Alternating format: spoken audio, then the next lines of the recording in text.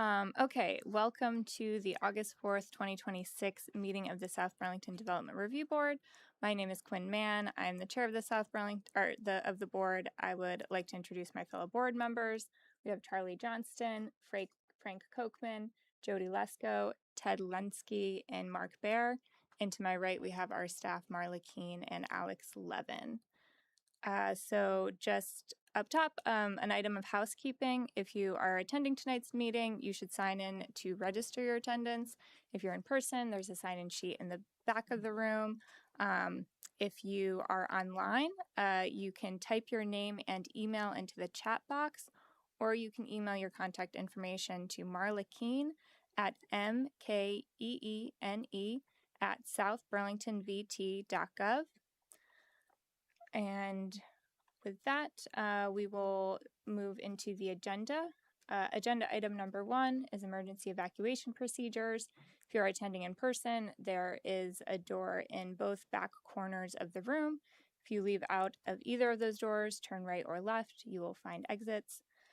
Item number 2, additions, deletions, or changes in order of agenda items. Any this evening? Hearing none. Agenda item number 3 is announcements. Any announcements from board or staff? Still seeking DRB members. So that we didn't end up, we had some applicants, but things went, people's lives change. So neither of the applicants were able to be interviewed. So I don't know if the posting is up yet, but we are still seeking new DRB member. Great, thank you. Yes, we are normally 7 and we're 6 right now. So we're looking for 1. Thank you for that announcement. Anything else? All right, item number 4, comments and questions from the public not related to the agenda. We don't have any folks in person. Is there anyone online? Not seeing any raised hands online. None. Okay. Our first application item of the evening.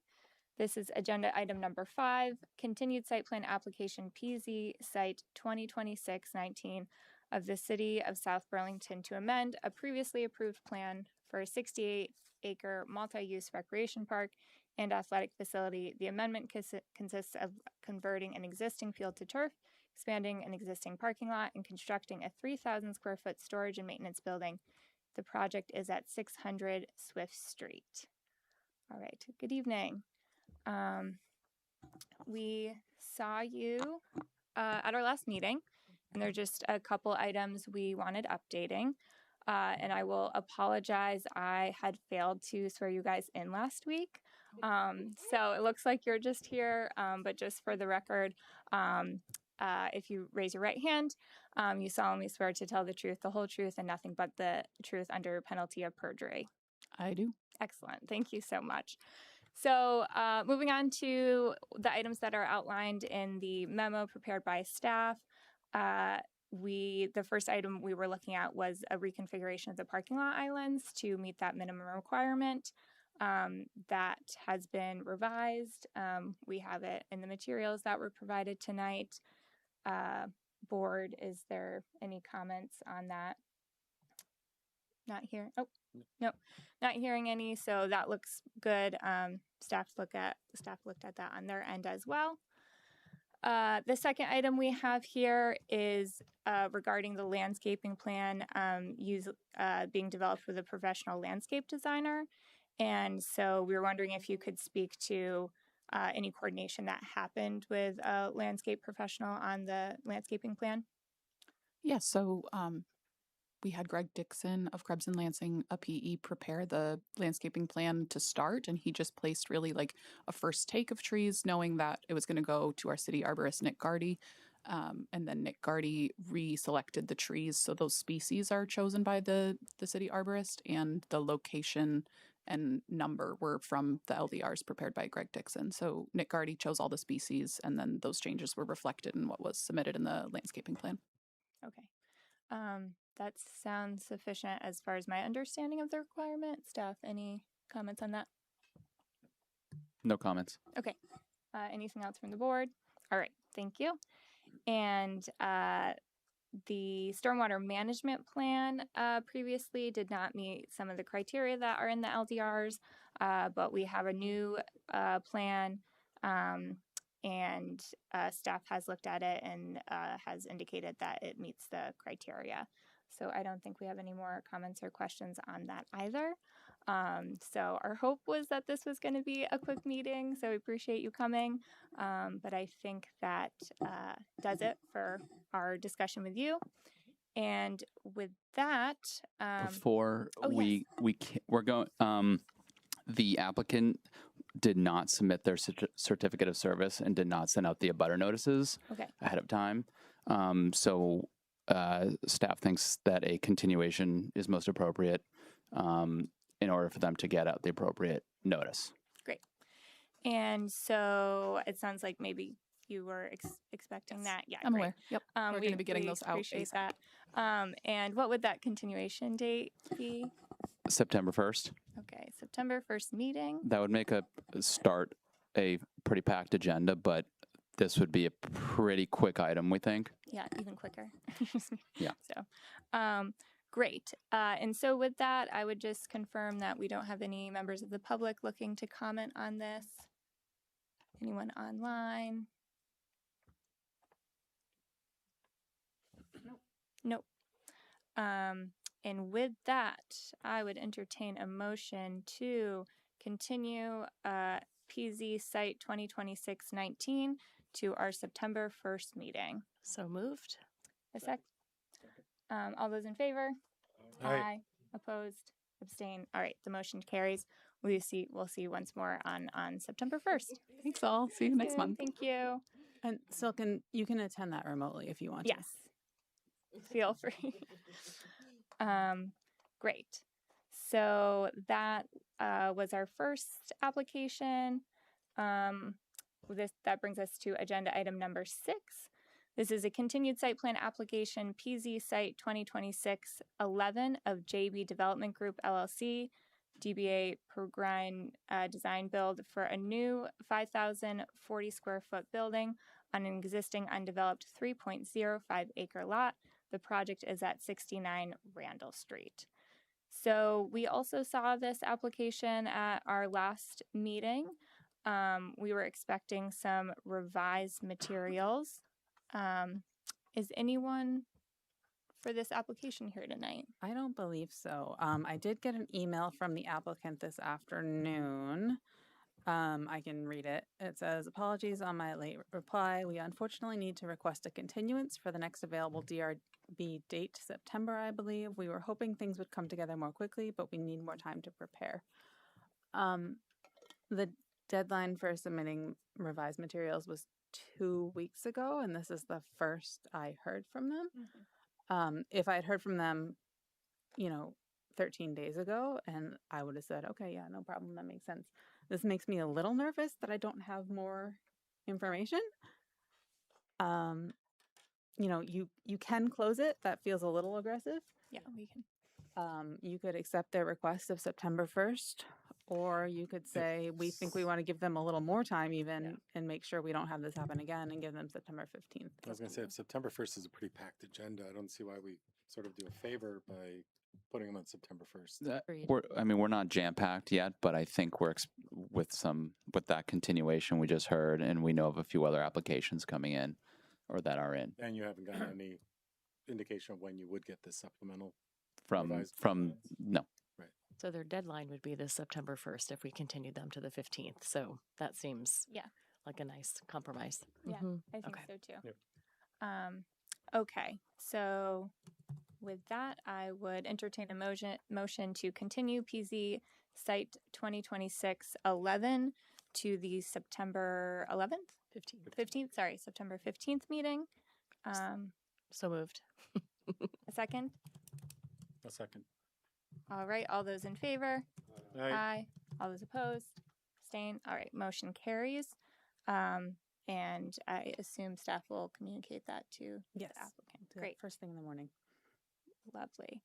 Okay, that brings us to agenda item number 7. This is continued site plan application SP 2607 of Green Mountain Habitat for Humanity to develop a newly subdivided 2.0 acre lot with 3 4-family homes and associated road and infrastructure The project is located at 120 Spear Street.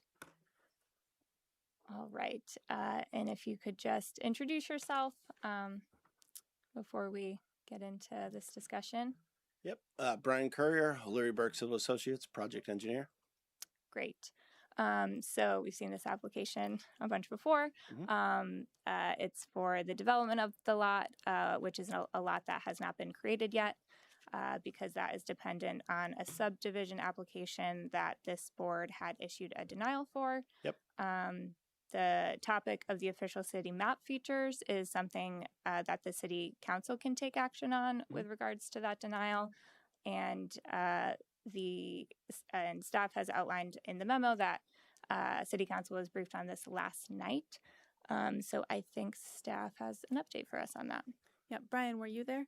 I was not. Okay, so this is news to you as well. So hot off the presses from Jesse Baker, a warning was put out for a special meeting on August 10th. So the agenda item, I'm just going to read it verbatim. It says, following the Development Review Board's July 10th denial of final plat application SD 2601 at 1720 Spear Street, consider moving to institute proceedings to acquire by eminent domain the right-of-way depicted on the official city map between Parkside Drive and North Jefferson Road, and direct city staff to initiate all necessary steps preliminary to the council appointing a time to examine the premises and hear from all persons interested.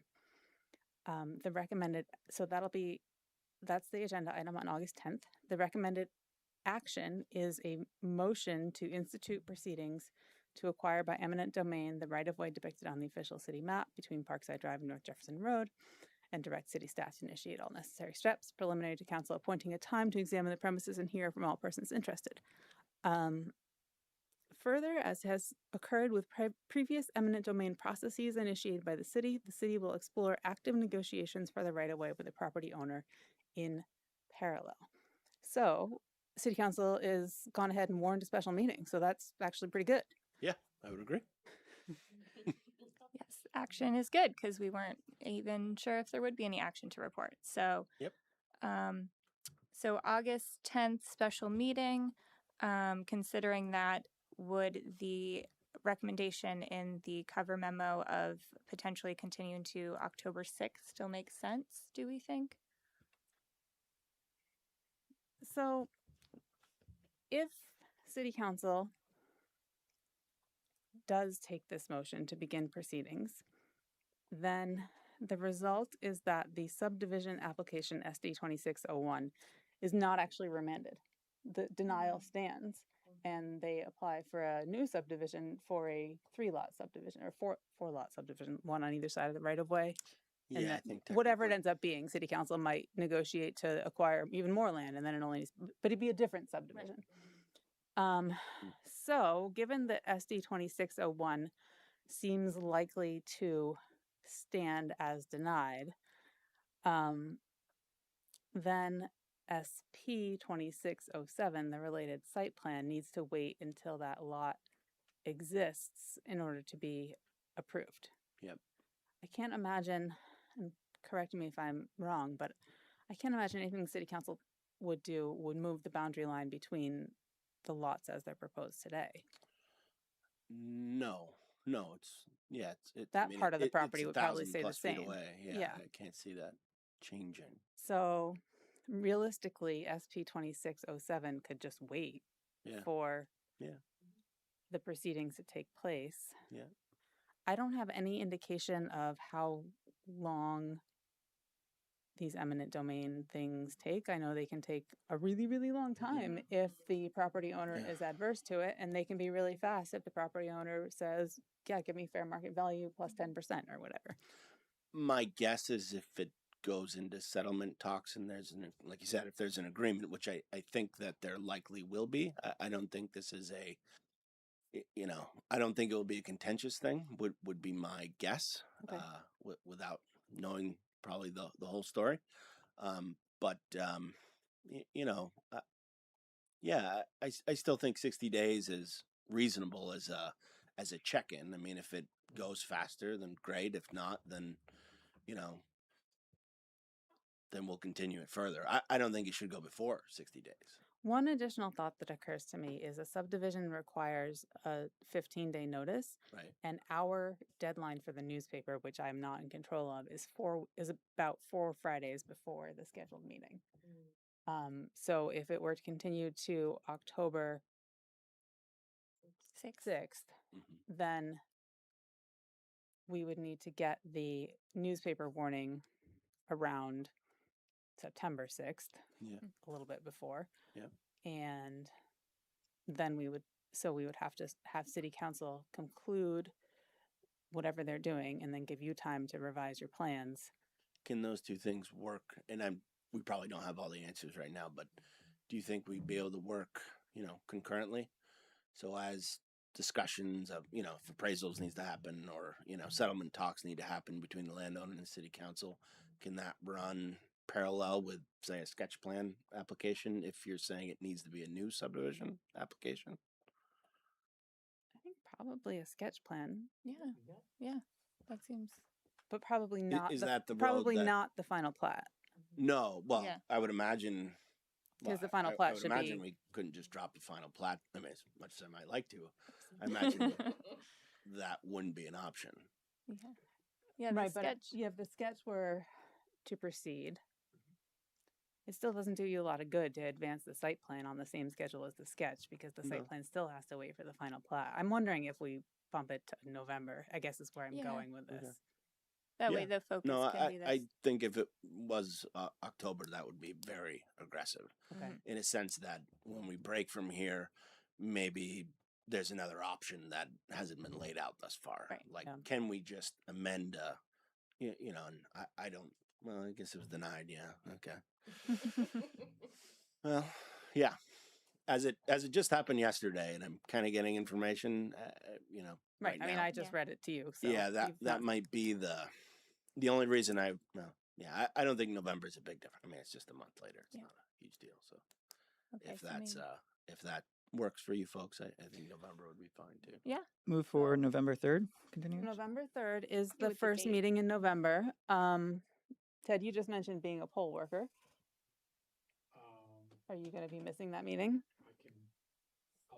I can miss it. I can not do the poll. I'm not asking you to choose. I'm just laying out all the Does things that matter. Ted doesn't have to be here. We still have quorum Yeah, you technically. still have a quorum. And an odd number, which is preferred.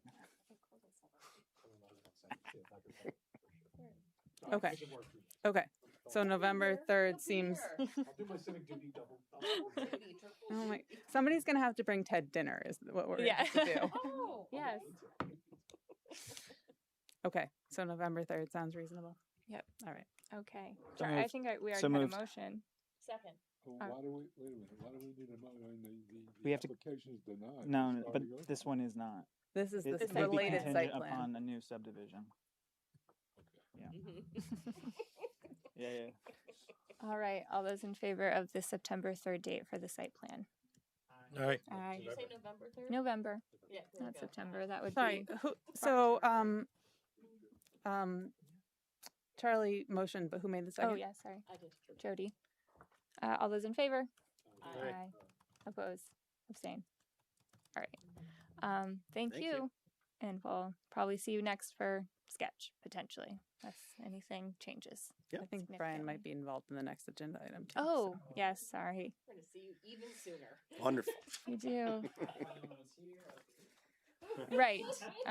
Well, I'm not the applicant for this, so I'll take my seat, right? So I will open this agenda item. This is Appeal PZ Appeal 2026-1 of Jamie Matheson, 1 Maplewood Drive, South Burlington, appealing the decision of the acting administrative officer to approve final plat application PZ final 2026-3 at 170 White Street. So, don't have any members of the public here, but if there are any online, I am just going to say, oh great, Jamie is online. So Jamie, we will appreciate you being online, and you'll be directed at when we're looking to hear from you. So we have a report from staff on this appeal process, and just so everyone can bear with me, we don't see appeals that very often. We have 2 on the agenda this evening.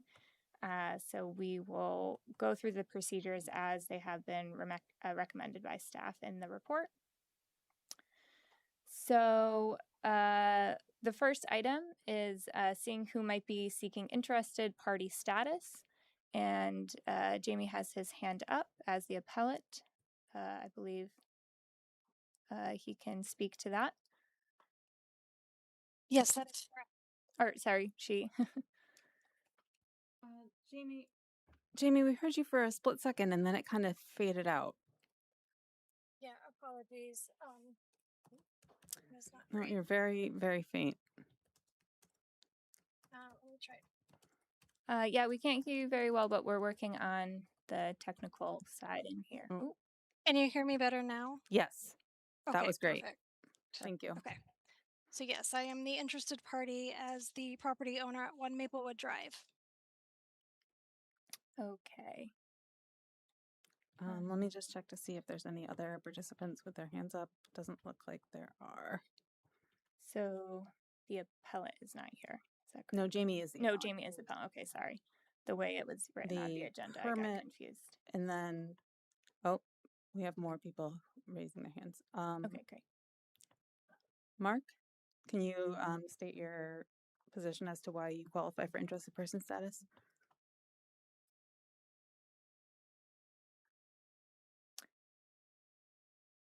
Mark, you'll have to unmute yourself. Yeah, unmute yourself if you would like to speak. I live at 186 White Street, across the street from 170. Okay, and across the street would be adjoining as well. Great. So that qualifies in the immediate neighborhood. Excuse me, I have a question. I mean, aren't you also required to demonstrate a physical and environmental impact on the person's interest under the criteria reviewed? Yes. Is mere, I don't understand that to mean merely you're an immediate neighbor that you automatically have an impact. Well, the recommendation is to figure out who the people are and then discuss it. So, and then I think, Brian, you probably also want to identify yourself. Yes. Can you use the microphone, please?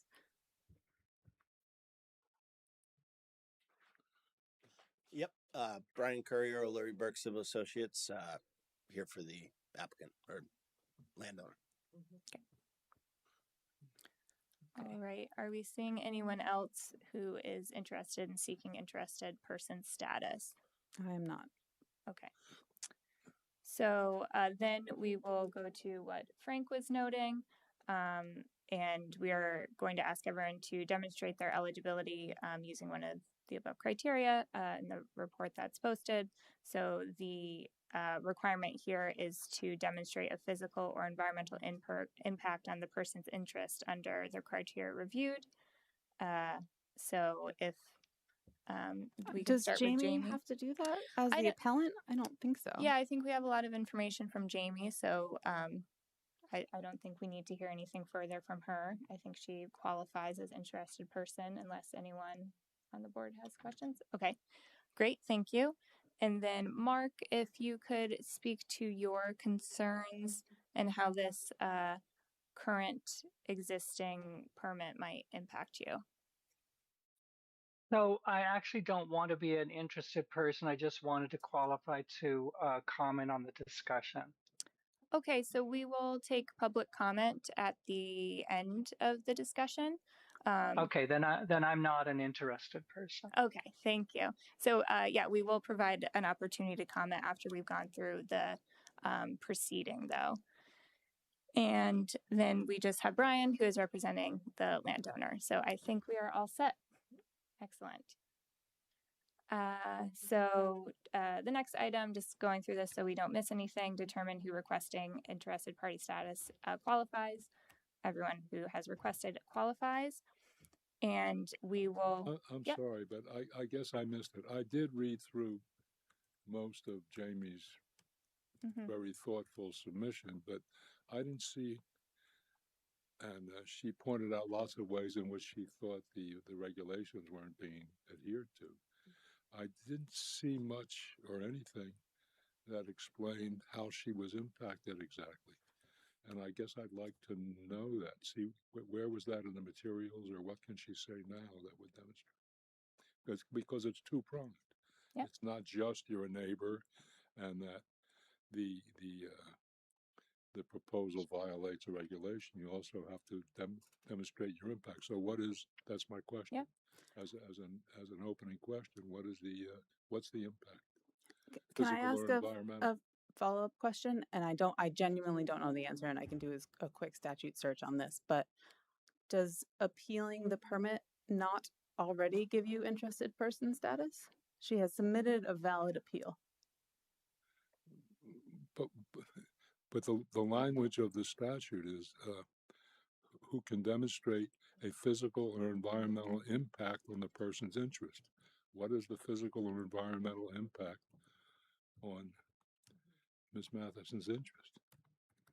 Let me pull up 4465 as For example, there'll be more traffic, or a tree is being cut down that, I'm relying on, or my view will be obstructed. I think there's something in her application about view. Let me share the rest of the statute, I'd like to if that's all right. because it's a fairly elaborate appeal, and we ought to get the foundation of it.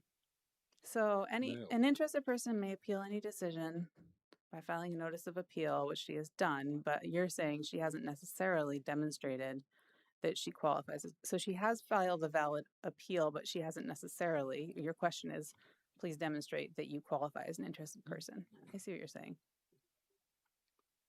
So the appeal was filed within 15 days. It goes to 3, sub 3, B3.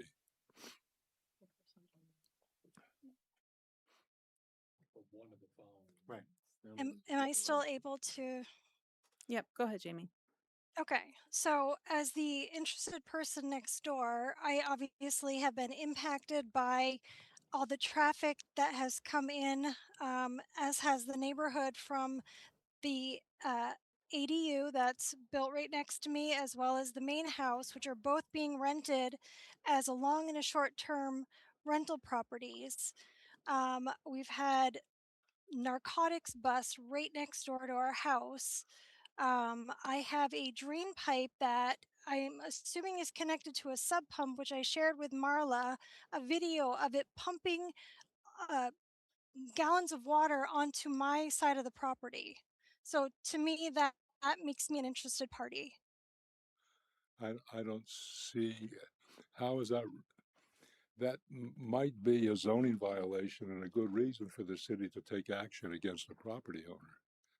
But it's not clear to me. I apologize if I missed something. It's not clear to me how that demonstrates an impact arising from this specific application. In other words, she may have an extremely valid complaint about the misuse of the property that the city should take steps to remedy. But this may not be the place to do it. What is the impact arising from the subdivision of this property and the construction of and turning the accessory use into a principal use on a separate piece of land? How are you impacted specifically by this application? That's the question. That's my question. Yep. And sorry, It would be the. Oh, sorry. Oh, sorry. I just wanted to ask a question so I can understand one of the items you did note, Jamie. So Jamie noted traffic from the use of the property as a short-term rental, and I overlooked or didn't see. Does the city permit residential structures differently if they are used as short-term or long-term rentals? I think I just saw in this application that new structure was just designated as a single residential unit. So the structure was constructed under an accessory dwelling unit previously. Yeah. In order for it to be rented with fewer restrictions, so an accessory dwelling unit can be rented, but there are certain restrictions. The property has to be owner occupied. My understanding, and this isn't necessarily relevant, this is not relevant to the appeal, is that the property owner wanted to subdivide in order to not be held by that restriction, but to be able to rent the unit without any ownership requirements.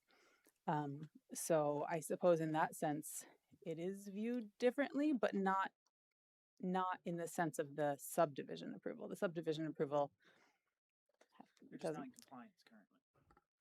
Right.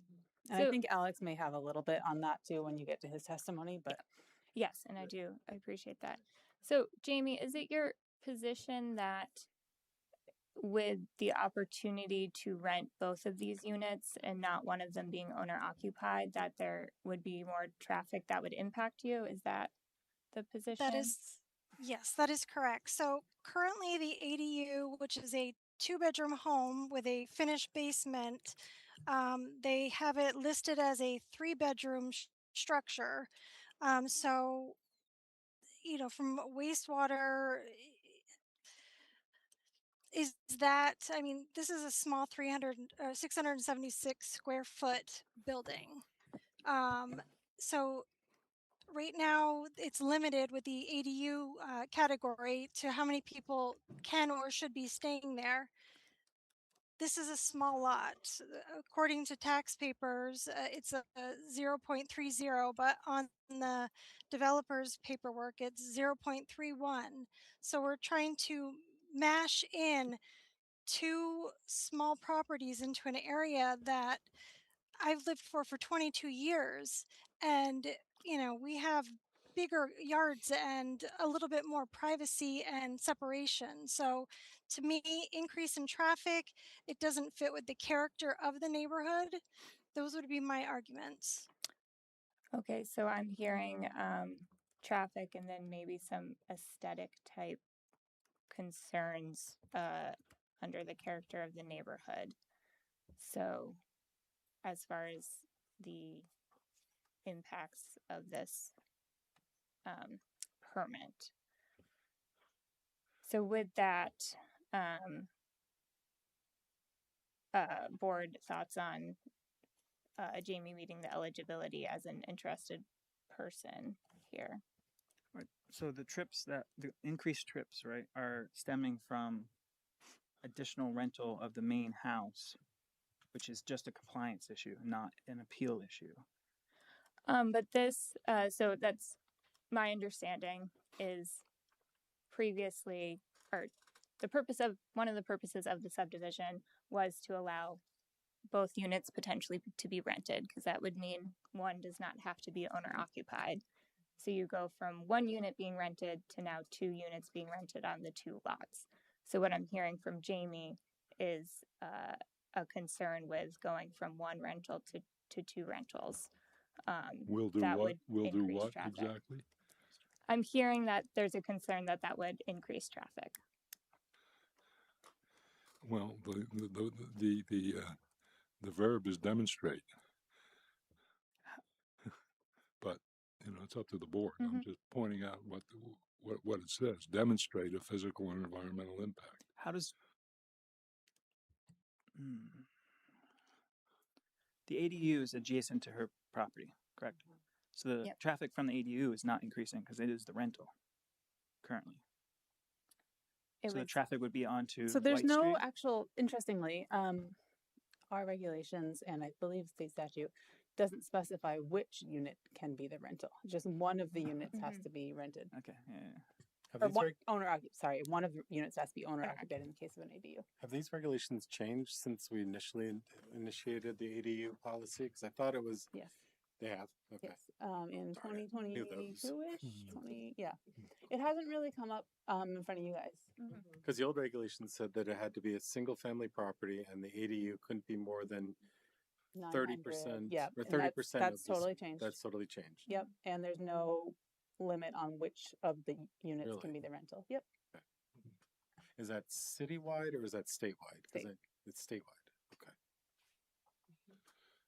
So if I understand, Madam Chairman, what you're holding out as a proposition is that an increase from a consolidated structure on 1 lot to 2 lots with 2 structures necessarily implies a traffic increase.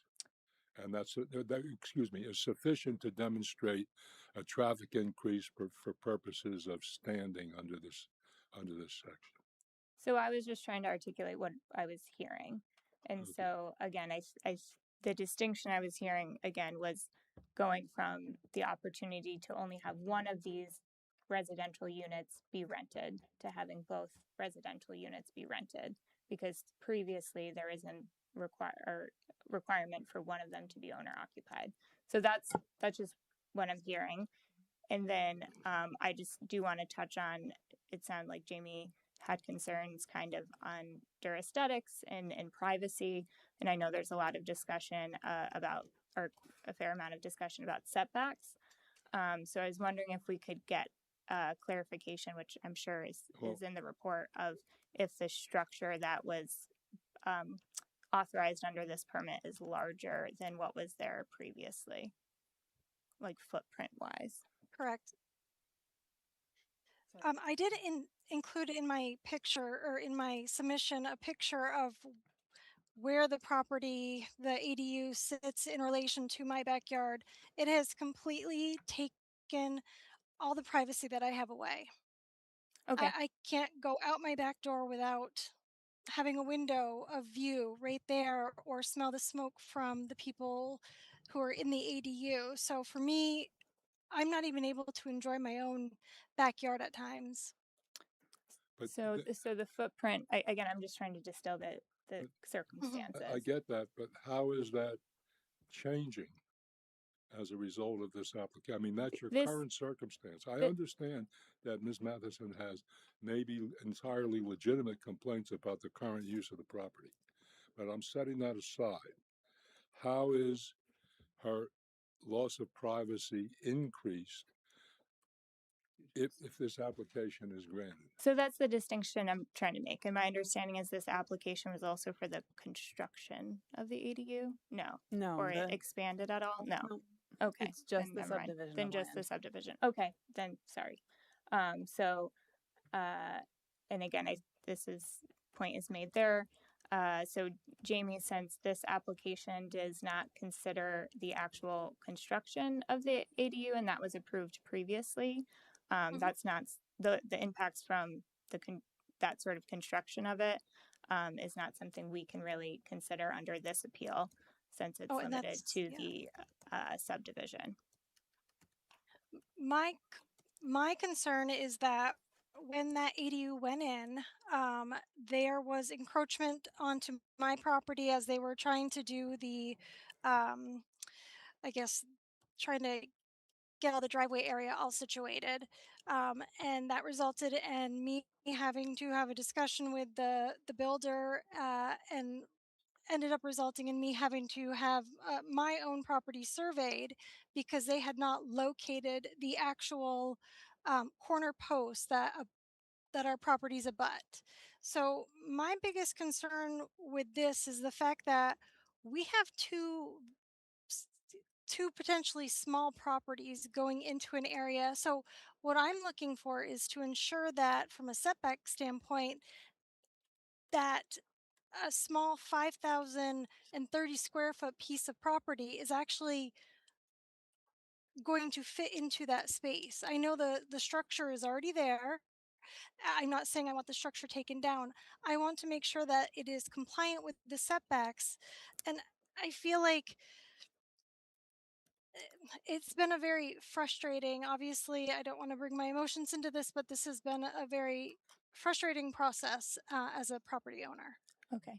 No, understood and appreciate that context. And I think what we're trying to do here is best consider what is under our purview here. And so we are just considering the subdivision. And so if the concern is that there has been a misrepresentation in setbacks, or those haven't been met appropriately, your concern to your impact would be that you are, can you articulate that specifically around the setbacks and the subdivision? Sure. your Can the property impact to owner you and your prove property that? is. Can the property owner prove that the side of my property, the side of the property that abuts mine, meets the setback? That's good. Because when they submitted the site plan, there was no setbacks, there was no structures that were actually measured. It was all just a border and properties placed on a map saying, oh, this is where it's going to be. Okay. So that's very helpful. So I'm going to try to distill it this way. Our role here is to determine if there was an error made by the zoning administrator in issuing the permit.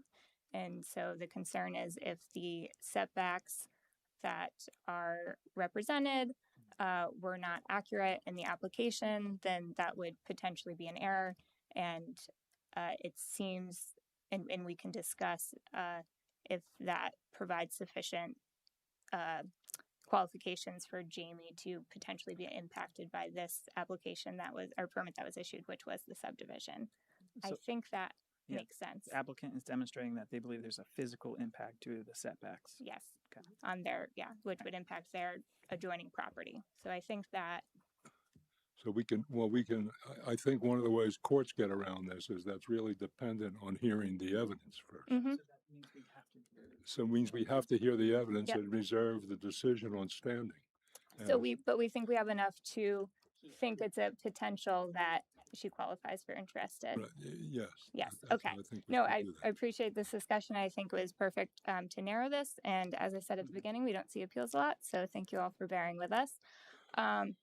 And so we will be taking testimony from the acting administrative officer, the appellant, and the permit holder, which Brian is here as a representative, and then any other interested persons. So if Mark is still online, we can talk to you after. So Mark was not an interested person though, right? Oh, Mark's right. So he'll come public after. comment. Okay. So that'll be after the board has finished their discussion.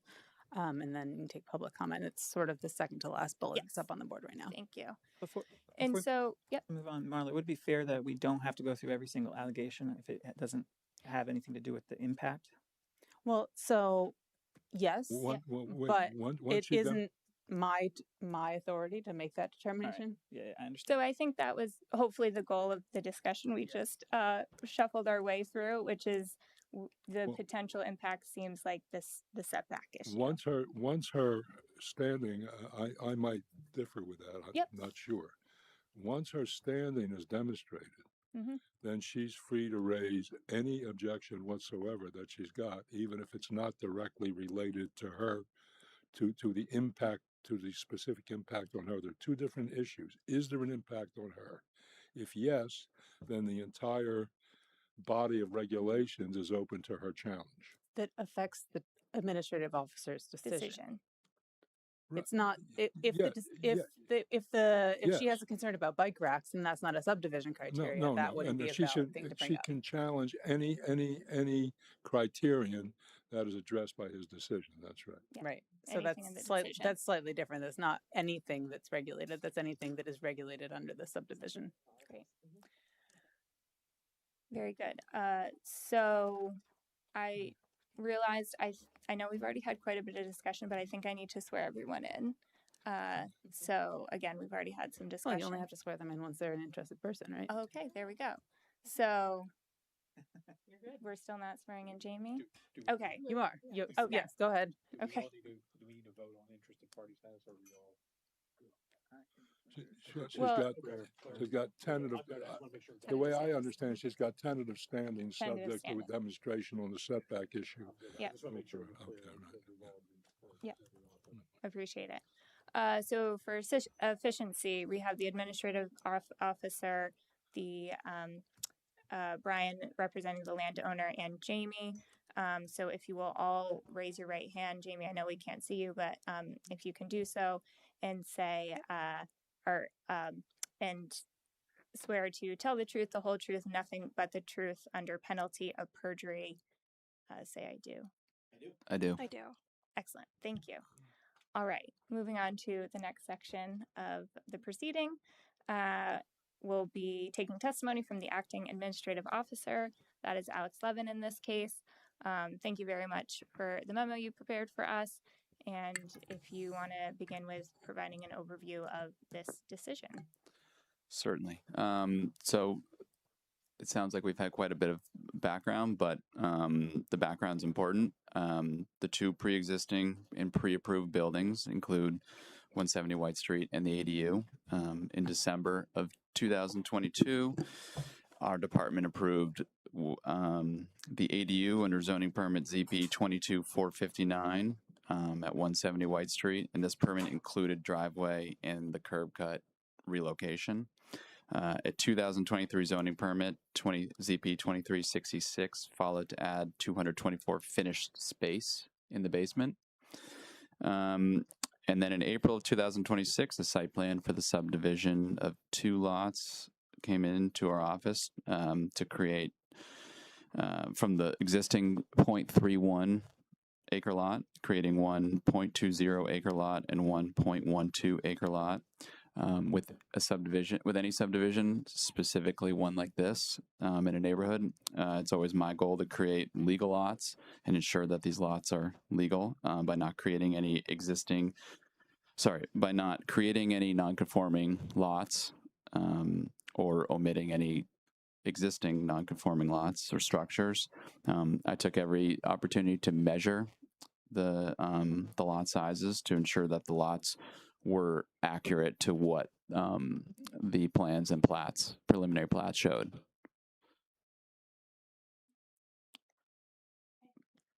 That's helpful. Thank you. Unless there was anything else you wanted to add there? And I'm happy to answer any questions with specifics about the setbacks or coverages. Great. Any questions? During the previous applications, was there any public input? Do you mean the zoning permits? And Yes. I was not on staff at that time in 2022 and 2023, Okay. so I can't confidently answer that. I can tell you that I spoke with Marty Gillies. Oh, Jamie. About Mike. Jamie, sorry. We'll allow you time to respond to the testimony, but just for proceeding, we're going to have the board have the discussion with Alex, and then we'll move to you. So if you want to respond to anything, you can make a note of that, okay? I have a question for Alex. What do you say to the setback issue? I don't see there to be an issue in the setbacks. Could you explain? Yes. Could you explain what? Maybe if we could get a picture of the property up and the location of the structures.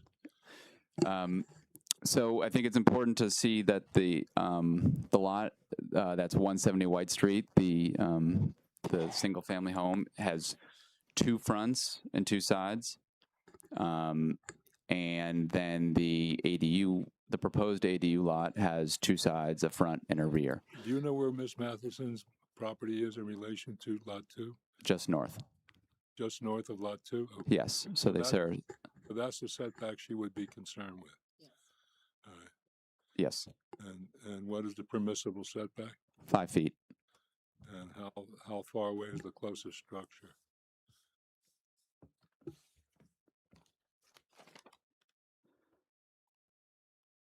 $13.5 feet.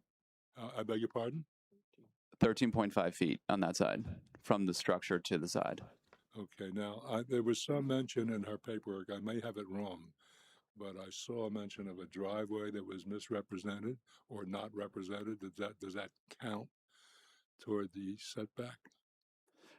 That driveway was already pre-approved with a previous zoning permit, and that is not really what was in front of me with the subdivision, because the subdivision line in question wasn't impacting. The proposed subdivision is not impacted by that driveway. The setback of that. Hang on a minute. And here, I guess I'm asking a question. Obviously, when it was all one lot. Okay, I guess it would be the same. If it wouldn't matter. If it's too close to the sideline, it's too close to the sideline. So the question is, does the driveway count as a structure within the setback? No, driveways are not subject to setbacks. Okay, that answers my questions. I hope it answers Ms. Matheson as well. Yeah. Thank you, Frank. Any other questions from the board for Alex? Okay. In that, I think we can move on to Jamie as the appellant. And so, Jamie, if you want to present anything in response to what you think might have been incorrect about the subdivision permit decision that was issued. Jamie, I do have your additional testimony that you emailed me on Sunday evening. Yeah, and we have all the written information that was in the packet. She sent me something that isn't additional. in the packet. Yeah. Okay. So Jamie, I can bring that up if you just direct me when you'd like me to. If you could incorporate that into this, that would be great. Because obviously I had some of the codes incorrect in my original report. Can you summarize it for the board just so they don't have to read it in real time? They will review it before they issue their decision. Sure. So when I sent in this representation, I was looking at the plat that I captured from your office that did not have the driveway or the there's a structure on the back of the property that was never included in the original approval for the ADU. So without actually having anything on the site plan that shows an exact measurement from the property to the house to my property, I'm going based on just a picture on a paper.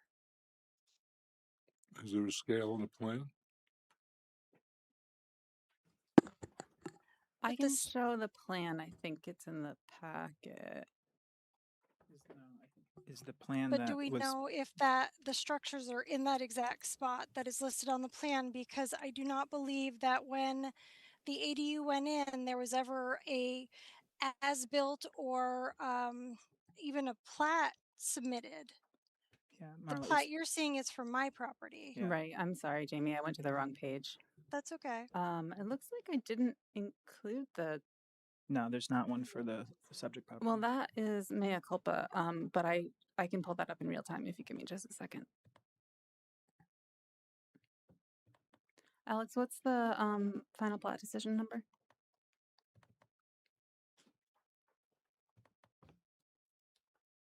Oh, actually, I found it. Never mind. Sorry. So,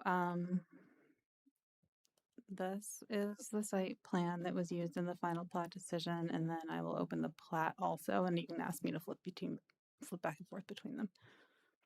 And then this is the plat.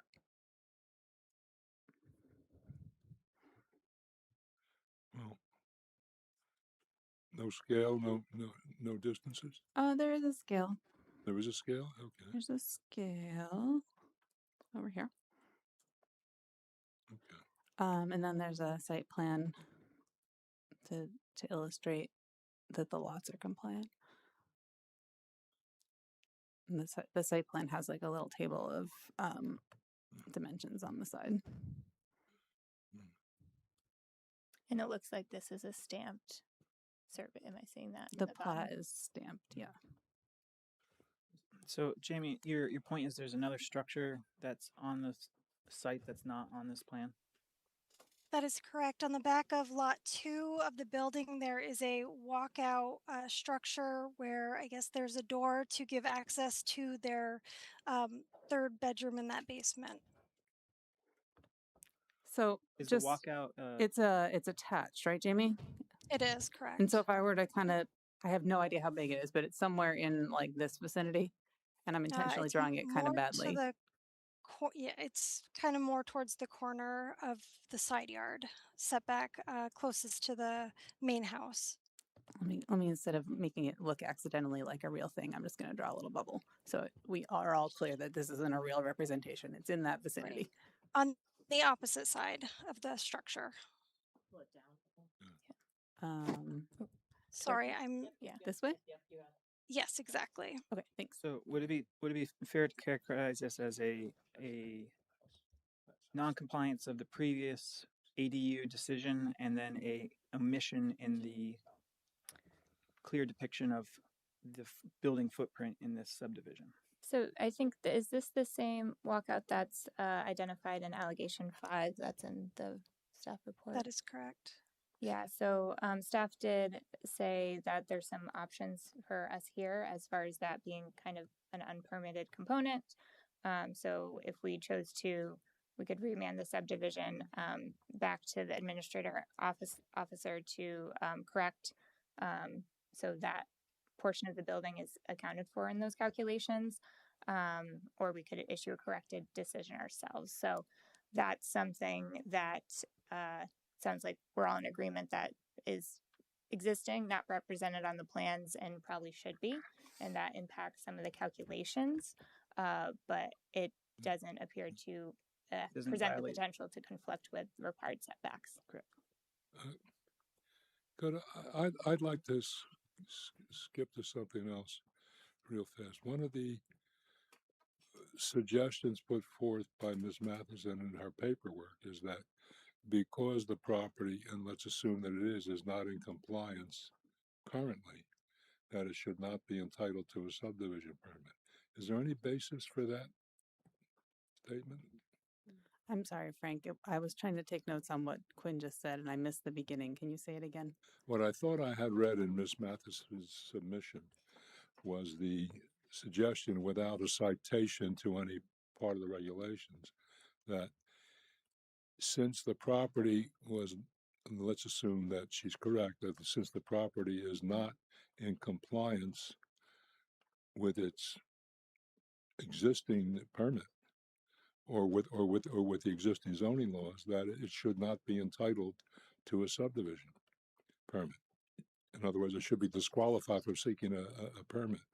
Do you know if there's any basis for that?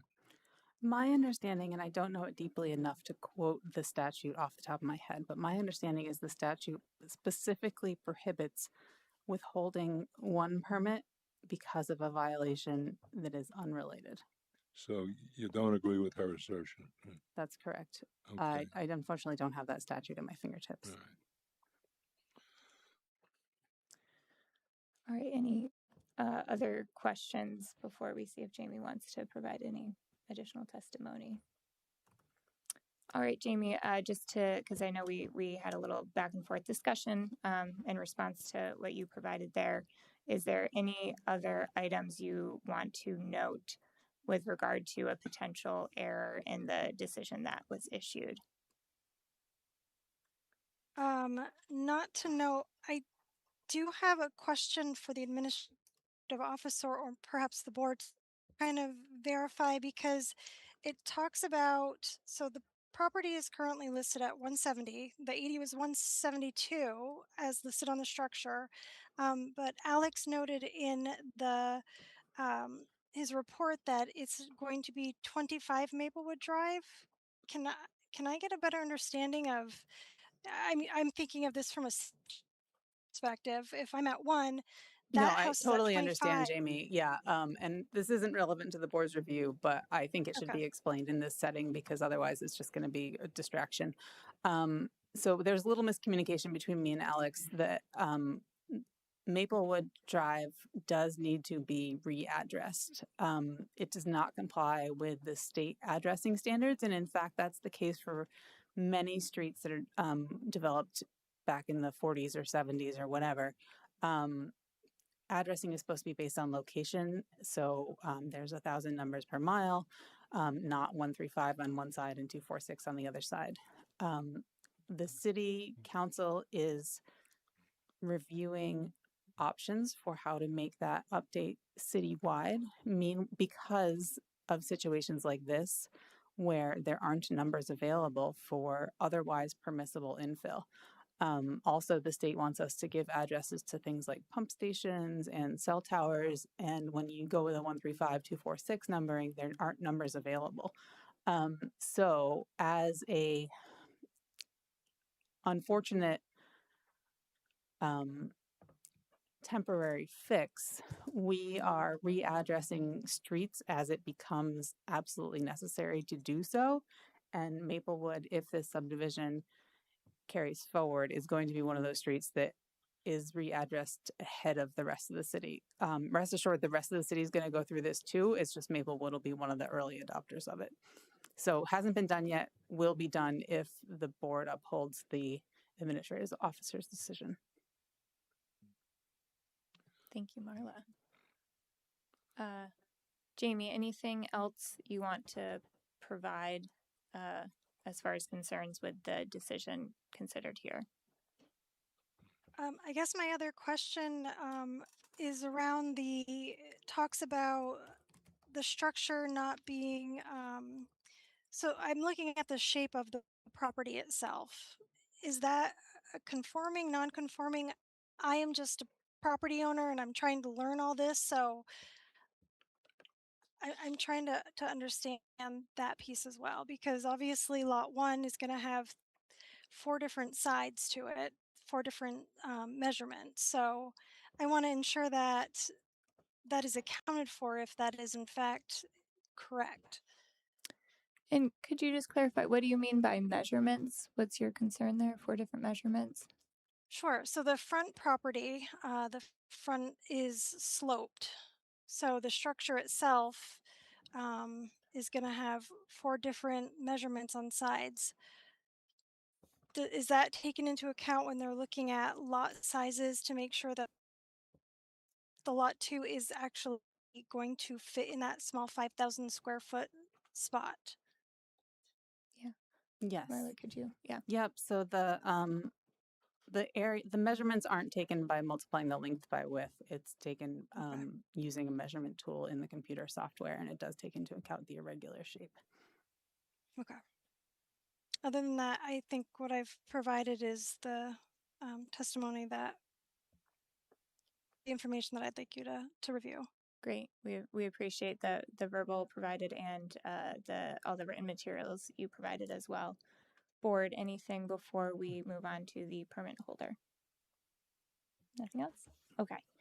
All right, Brian, as the representative for the permit holder, this is only if you choose, if you have something that you were planning on presenting in response, you're welcome to do so, but it's not a requirement. Yep, up there would be great.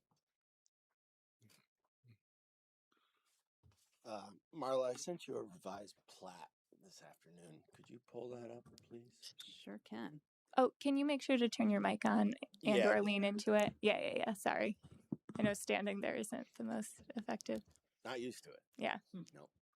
So these are all 3 sheets that you provided. Yeah, this so afternoon. that one's fine. So if you zoom in on the lot, so basically when I was reading the staff report, it looked like staff had 2 action items for the board to consider.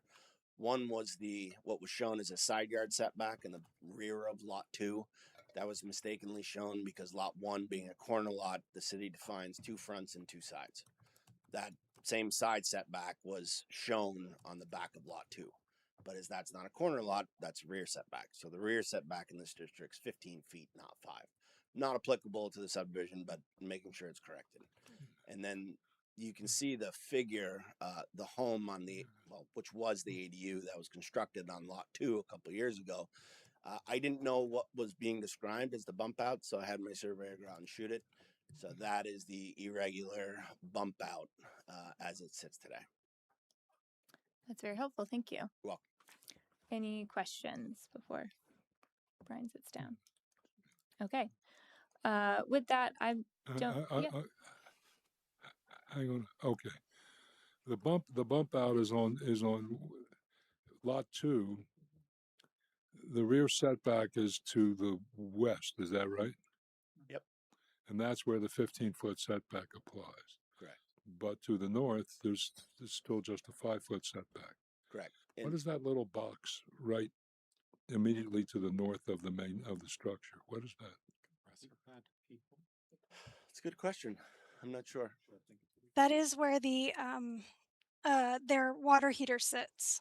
Okay, so it's an HVAC. And how close is that to the is that within the setback? No, looks like it's at least 10 feet. Looks like. Well, it's beyond the eyeballing it, setback. so the 5-foot side yard setback you can see there, and the representation of that box being a pad mounted HVAC equipment looks to me like it's roughly 10 feet from the side yard setback. But in any event, we have a scale from which it can be determined, right? Correct. Yep.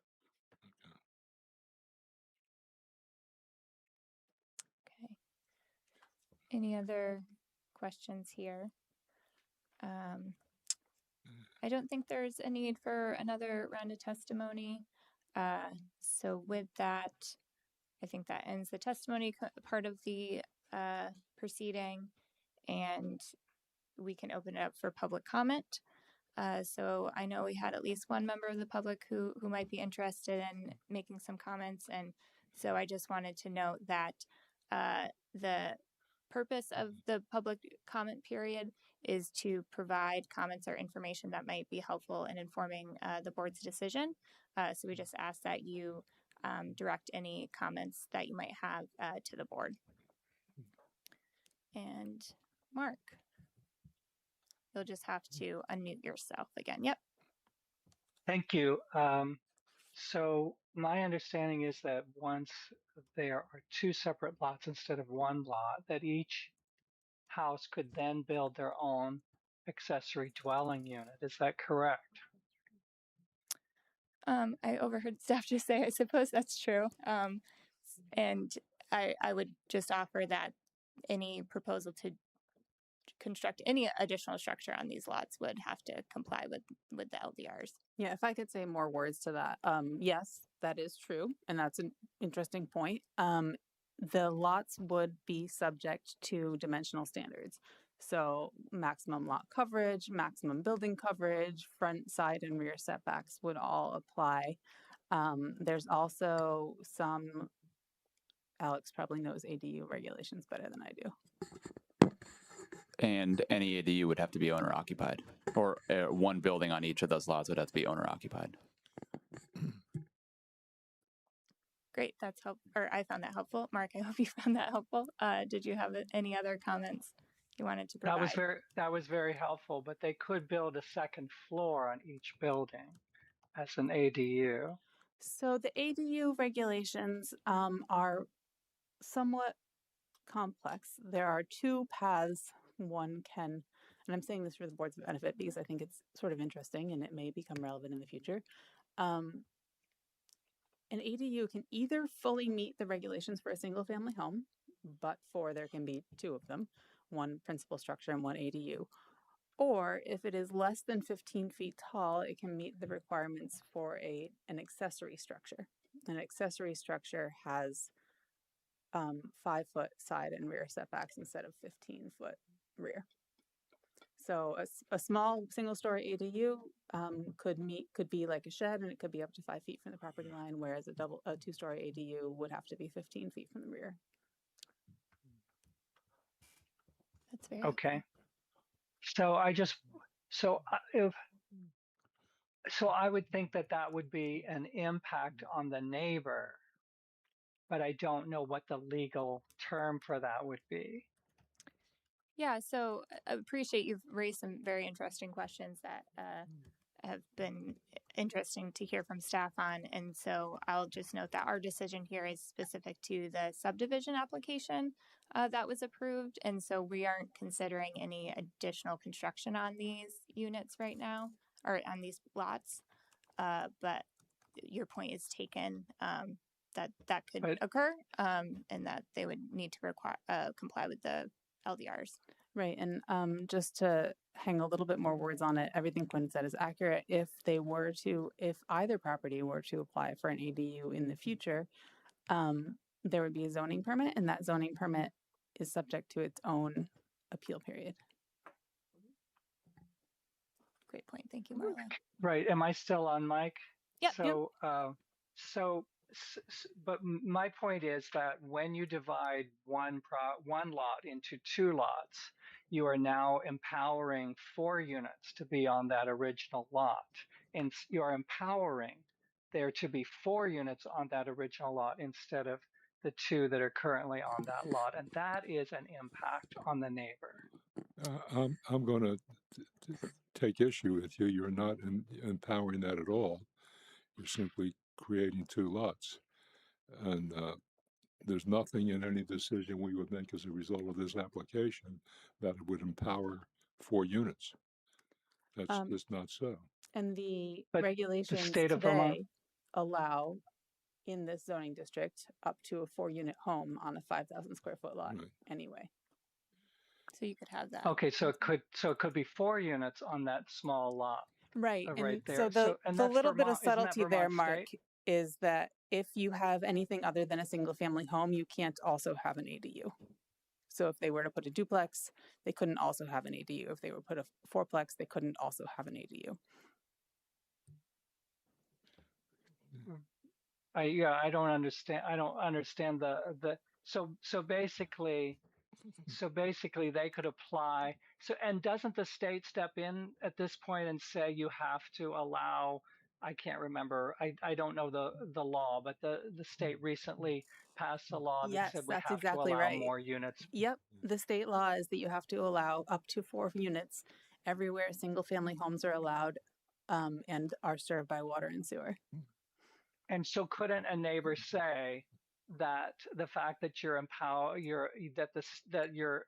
are dividing this lot, you are now allowing 8 units instead of 4 units, and that is a huge impact on the neighbor. And the impact will become real when they come forward with a application to create that impact. Right now, we're talking about a hypothetical. Right? At which point they are not allowed to object because the state has said you can't object to those. So every decision of the administrative officer, including to approve a duplex or a triplex or a 4-plex, is subject to appeal. The city cannot prohibit those from being applied for and has to approve them. But if there is a valid appeal, say it doesn't meet the regulations in some way, then it wouldn't be approved.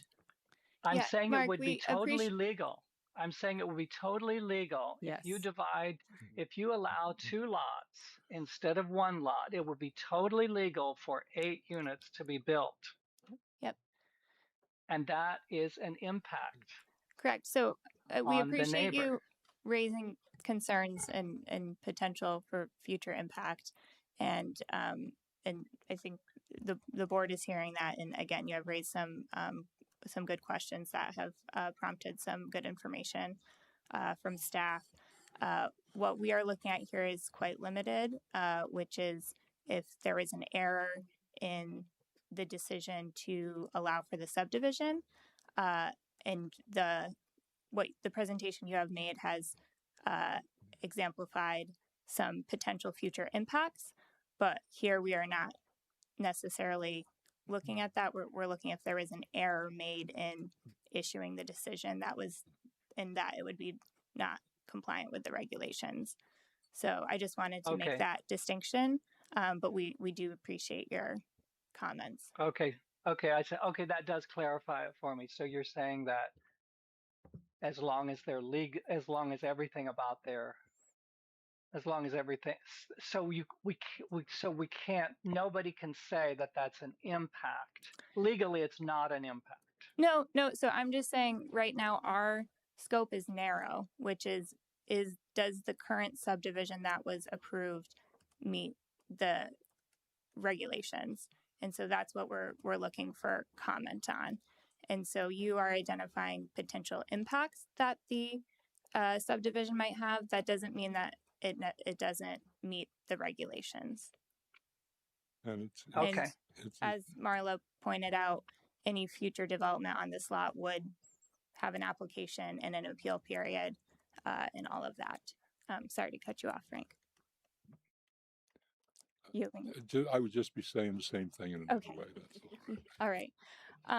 So yes, Mark, I appreciate your comments on that front. Anything else you wanted to note that might help? No, that's it. Okay, thank you. All right. Any other members of the public that might have popped online Not during seeing the any, no. proceeding? Okay. So with that, we finished the public comment portion of it. And at this point, I don't think we have any outstanding questions of facts. I think we're all in agreement with what facts we have. The updated survey or site plan from the applicant is helpful. And with that, we will conclude this. So does that mean we vote to close it? Yes, you have to vote to close an appeal. So with that, I would entertain. I guess I'd like to yeah, raise one thing with staff, which is that from the standpoint of, well, I think I agree that it's not valid to say, well, because they're in violation, you can't consider their subdivision permit. But it looks like the subdivision permit is in fact a way to evade enforcement of the ADU rule. I can't say I'm entirely comfortable going along with that, but if there's no way to nix it on account of that, then there is no way, because once the subdivision is granted, oops, no more ADU, no problem from that standpoint. Is that basically the circumstance? Yeah, and that's valid for anyone who has an ADU. If they have built their ADU in such a way as it can be subdivided, then the owner occupancy requirement goes away. That being said, I am probably the worst person in the room to speak to this, but we do have short-term rental regulations. They are the short-term rental regulations. They are the authority of the fire marshal's office and not planning and zoning. So I know very little about them, but they do exist. Okay. I think the spokesman for the owner wanted to say something. I was just going to say something generally. And Brian, sorry, we'll have you so the folks online can hear you. Just something generally. When you do subdivide this and go from an ADU to a primary structure, you pay a zoning permit fee that's associated with a single family home. So you pay impact fees, traffic impact fees, school impact fees. With an ADU, you get quite a break on your fees. So it's quite an expense to change it. It's not just as simple as drawing a subdivision line. It's more to it than that. But we pay all the impact fee ordinances going from an accessory to a single family. And how does that shape up to $200 a day for a zoning violation? I can't say what the intention is other than it's, well. Yeah, I mean, the impact fees for a single family home are on the order of $15,000. 15,000? Yeah, I would say 6 to 7 per bedroom. So add a second bedroom. I think. There you go. Yeah, it can be close to 15. Yeah, so if you're looking at a 3-family home or 3-bedroom, yeah. You got to pay that for the privilege of building a house? Yes. It's already built. For the privilege of converting an ADU to a single family home. Yeah. Okay. Seems like you're compelled by that, maybe. That weighs it weighs fairly against $200 a day for a zoning violation, I guess. All right. Anything else? I think. Yep. I guess the only question I have is, it seems that we're moving towards a closure of this one. Do we need any council, comment or permit, or do we, my question would be, if we go into deliberative and something comes up that we do need to feel like we need additional. Oh, sorry. Reopen. As if there's any questions of fact, should the hearing be continued? Otherwise, should we conclude? We could reopen it. Okay, I'm fine then. It's just like any other decision, right? All right, Ted, did you have anything or just okay? All right, anything else? Okay, with that, I would entertain a motion to close A02301. So moved. Oh, Second then. Oh wait, sorry. I would close. I'm sorry. That was the decision. This is the number on it is PZ Appeal. PZ Appeal 2026-1 is what we are closing. Who would like to make a motion? So moved. Thank you, Jody. Charlie second. All those in favor? Aye. Opposed? Abstain? All right. Thank you very much for everyone's participation on this. Okay, I just want to say out loud what's going to happen because Jamie isn't part of this process normally. So for her benefit, the board has up to 45 days to issue their decision. We try to act faster than that. In this case, the next meeting of the board will be September 1st. So the decision will likely be issued towards the end of the week of September 1st or towards the end of the week of September 14th. And you will receive a copy. We'll email it to you and we'll also send it to you via certified mail as required under state law. Okay. Thank you for that information. Okay. All right. Thank you. I think that concludes this agenda item. Thank you all. Okay, that brings us to agenda item number 9, Appeal PZ Appeal 2026-2 of Frank von Turvik, appealing the decision of the administrative officer and zoning permit 24-436 has expired. The original permit was located at 600 Spear Street. So this is so this is also an appeal proceeding, and it is considering the determination that a permit had expired. So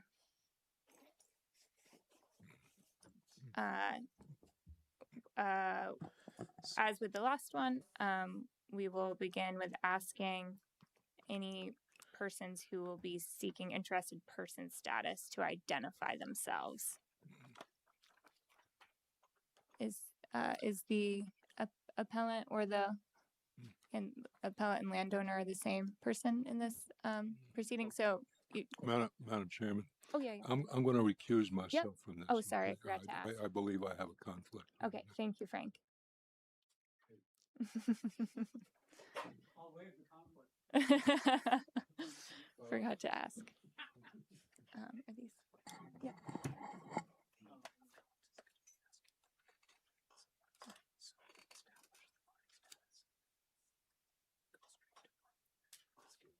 Okay, I appreciate it. Okay. Okay, there's 3. Okay. Sorry, just a moment. We're gonna do some documents here.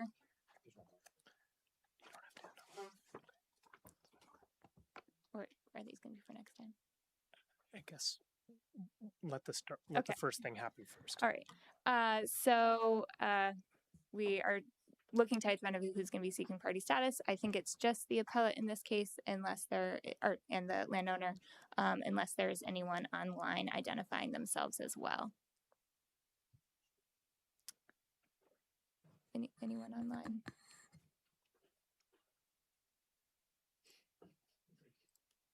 All right. So if you guys want to come to the front.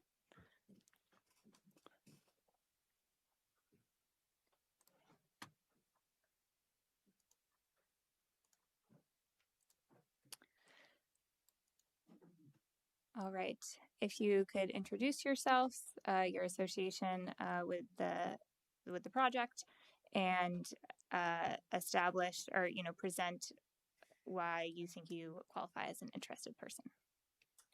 Okay, my name is Frank von Turkovich. Yeah, your mic, there's a push button, and just make sure the light turns bright green. There you go. Excellent. How's Thank that? you. All right.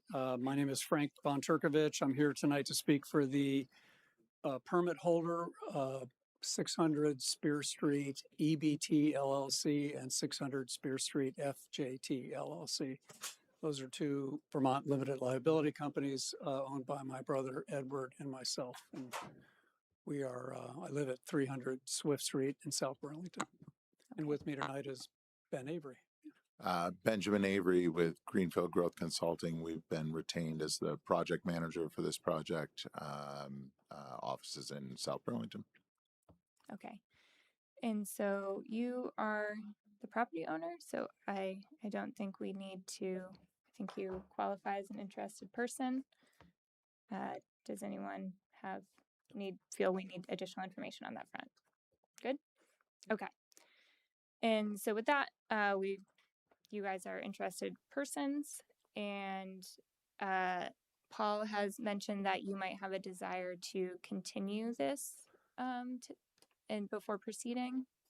Yes, we would like to talk to the board about where we stand with this situation procedurally.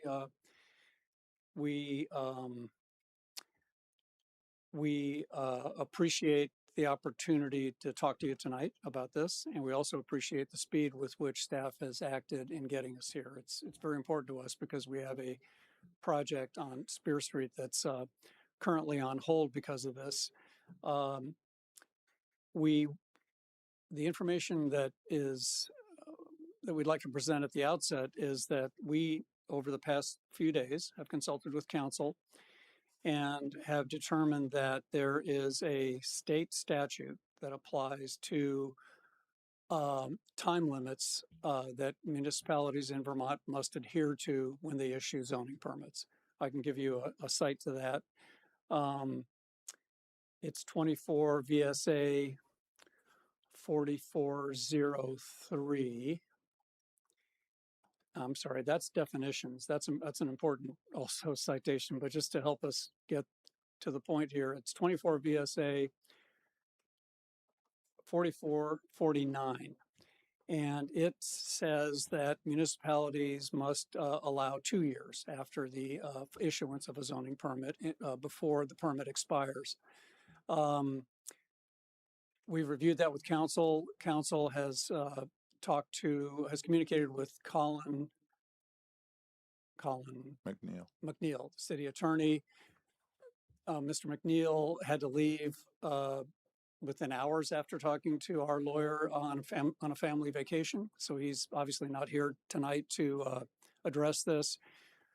Since that communication happened, we have actually dug a little deeper into this, and our attorneys feel that that it's pretty clear that this ordinance needs to be updated. It's up to the city, of course, to decide to do that, but that the statute does supersede the ordinance, and for that reason alone, we'd like the board to consider continuing this and having time to look at this, and then we'd be happy to come back. Now, I will say this as well, that regardless of the impact of this state statute on the city's ordinances, we are very I'm comfortable telling you tonight that we fully comply with the requirements of the permit. We met the time deadlines. We can establish that clearly. But to make a full presentation to you about that would probably take half an hour, 45 minutes. So it's up to you folks to tell us whether you want us to do that tonight, or all of that could probably be disposed of if you talk to council. Yeah, so just want to clarify, and then maybe staff can clarify what the next steps would be if we proceeded that way. In the situation where council is on board that the decision should have been for longer, does that mean that this appeal is still active, but they would likely come back and make a presentation that's more targeted to that context? Or like, maybe, I don't know if you... So I think there are two relevant statutes here. Mm-hmm. The decision of how to proceed is yours tonight. I think it would be helpful if it's okay for me to reference both the statute that the property owner is referencing and also the statute on your authority here and where things fit. That would be great. So the statute that they're referencing is 24 VSA 4449. And it indicates that no municipal land use permit issued by an appropriate municipal panel or administrative officer as applicable for a site plan or conditional use shall be considered abandoned or expired unless more than 2 years have passed since the permit approval was issued. So that's the reference they're making. The property owner also alluded to definitions. The definitions of municipal land use permit is any decision issued by the Development Review Board or by the zoning administrative officer. So that's the relevant component there. The second relevant component is what happens with procedurally with where we're at currently. So the administrative officer issued a decision, and 24 VSA 4472 describes except as provided in sections B and C, which have other exceptions, the exclusive remedy of an interested person with respect to any decision or act taken or failure to act under this chapter or with respect to one or more provisions of any plan or bylaw shall be the appeal to the appropriate municipal panel under section 4465 of this title. So that clearly establishes that the city attorney can provide guidance to the administrative officer, but the administrative officer is the decision maker. A city legal counsel can provide guidance to you, but you are the decision making body. So I wanted to be very clear on that. So the choice as to whether to continue is entirely up to you in this instance here. So question, we have to do something. We can't wait and have the city attorney come back. They would provide an opinion that it should have been 2 years and we would still have to do something, right?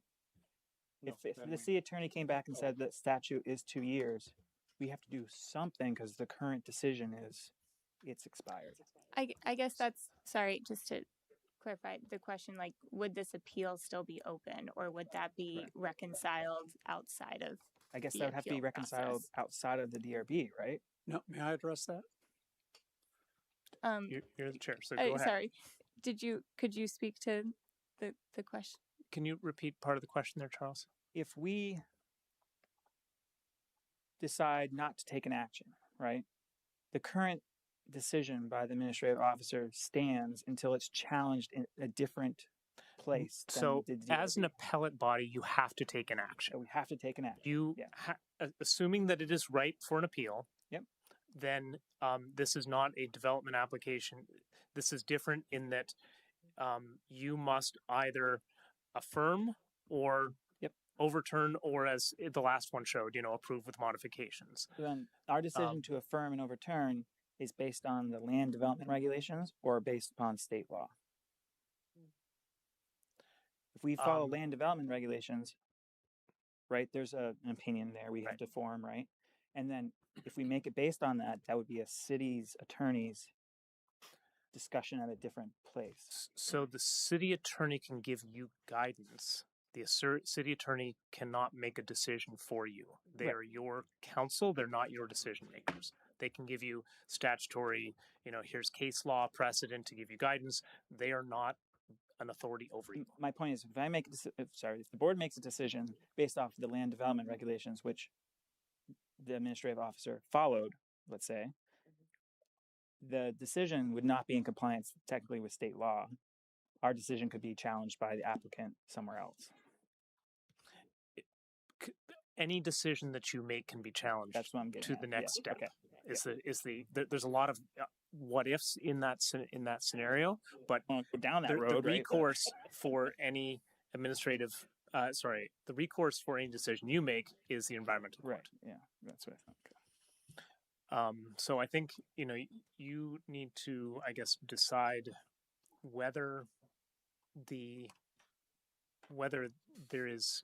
should proceed with the information here and the testimony as prepared by the administrative officer, by the property owner, or if you want to wait for the additional testimony. I guess it's not entirely clear to me what the additional how it would be characterized. You may get additional guidance following receipt of testimony, but this is everybody else's responsibility to testify their positions. Yeah, but not to cut you off, Marla, but I just want to ask just one more question, right? We could continue with this application and seek an opinion by a city attorney in deliberations. Because the city is not asking to be an interested party in this case, or the city attorney is not being. It's the city as planning zoning is the interested party. You are authorized to have the city attorney come and give you legal how to consider a subject area. They can't provide any new information, right? All testimony has to be made in public, but they can help you consider how a subject is reviewed through a legal lens outside the public forum. Yeah. So but again, not with any new information, not with any additional citations, only the things that are known. Yeah. And so I think what we have right now is the testimony that is in the packet, or, the evidence, and then the testimony that the applicant has become aware of this other option. And so with that information, we could seek guidance from the city attorney on how we consider the state law versus the permit that was issued in the LDRs, because I think that's the question that's going to be raised. So if that's our intention, I think maybe we have enough, but I do want to hear what Marla wants to provide here as well. Thanks. So as Paul has been saying, the board has the authority, as you know, the board has the authority to take advice from the city attorney. And also, as Paul has been saying, the board has the autonomy to make decisions themselves. I would strongly encourage this board to specifically review, before making a decision tonight, in this moment, to review the language of 24 VSA 4449A4, which is the section that the permit holder is citing, and to review the language of the definition of a municipal land permit.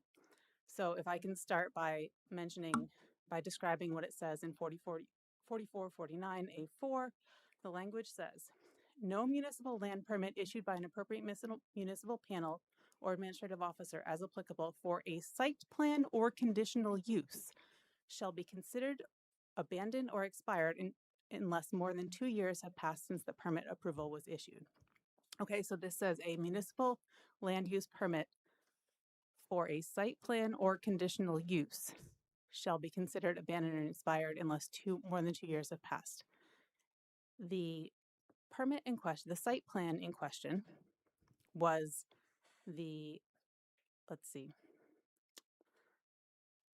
was not the zoning permit that's being appealed here. The zoning permit expiration is not a site plan or conditional use. The state law does in fact define a municipal land use permit to include zoning permits, subdivisions, site plans, building permits, wastewater system permits. The section that the permit holder is quoting pertains only to the portions of municipal land use permits that are site plans or conditional use. The permit that is expired is not a site plan or conditional use. It is a zoning permit, and therefore I think that the permit holder's testimony is irrelevant to the matter at hand. Thank you very much for that. Can I ask a question? Is the site plan is still within the 2-year period? No, it's not. It's not. So it's both the zoning permit and the site plan. It's your contention that both of them have expired. Yep. Okay. All right. So given that helpful context for Marla, that this is a zoning permit, that is the basis of the appeal, would we like to move forward with the proceeding as outlined in the staff report tonight? Are you asking me I'm asking the board right now. Yeah. In my mind, I think we should still move forward because we have our own land development regulations, and we can seek advice from council or guidance or non-opinion guidance on if state statute is something we need to, how that might work into this, if at all. Yeah. Okay. Excellent. So with that, we will be taking testimony. So we have the zoning administrative officer will be taking testimony from the appellant, and then there was no other interested persons identified. So to start, I'm just going to swear everyone in. So if you raise your right hand, do you swear to tell the truth, the whole truth, and nothing but the truth under penalty of perjury? Yes. Yes. Excellent. Thank you. And so we will begin with the zoning administrative officer, Marla. Thank you for the written overview. And if you could provide us a verbal overview as well for the discussion. Yeah, so other than what was presented tonight, the permit holder hasn't provided any additional testimony, so I don't have anything to add. I just wanted to highlight a couple points of the testimony that I provided in the packet. The first point is the applicable section of the land development regulations to the expiration of a zoning permit. So as the land development regulations define it, a zoning permit shall expire 1 year from its date of issue unless viewed as a whole, the work, time, and expenditures invested in the project demonstrate a continued good faith intent to presently commence upon the permitted project. When we considered, or when I considered, I guess in this case, the work, time, and expenditures invested in the project, there certainly were there were work, time, and expenditures invested in the project. The decision to determine the permit is expired hinged on the continued good faith intent. The work that was demonstrated by the permit holder was either, as part of that's included in this packet, was either done after the expiration date of the approval or did not constitute sufficient evidence of a continued good faith intent. The invoices that they provided for the work that was physically done on the site, there was no evidence that it was more than 1 day's worth of work.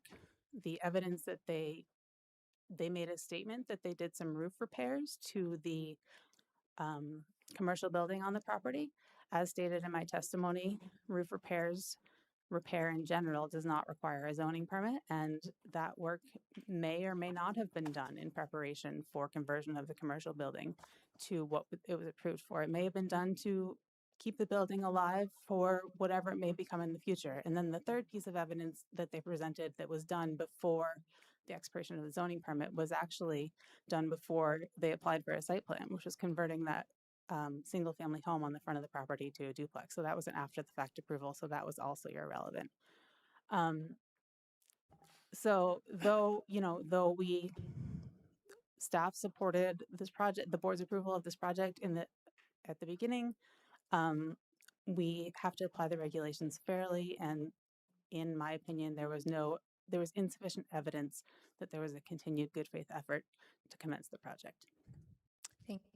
And it's in your written testimony, but I would just want to say and then confirm so we all know we're talking about the valid period of the permit was January 4th, 2025 to December 19th, 2025. That's the valid time period of the zoning permit we're talking about? Yes. Okay. Excellent. Board, any other questions for Marla before we move on? Okay. Great. So we will move on testimony from the landowner. And so again, the decision here, as you know, is that the permit has expired. And so I think to the extent that you can really focus your verbal testimony on what has occurred on the property from the January 4th, 2025 to December 19th, 2025 time period is what would be most useful for us. And of course, we have your written testimony as well. Well, thank you.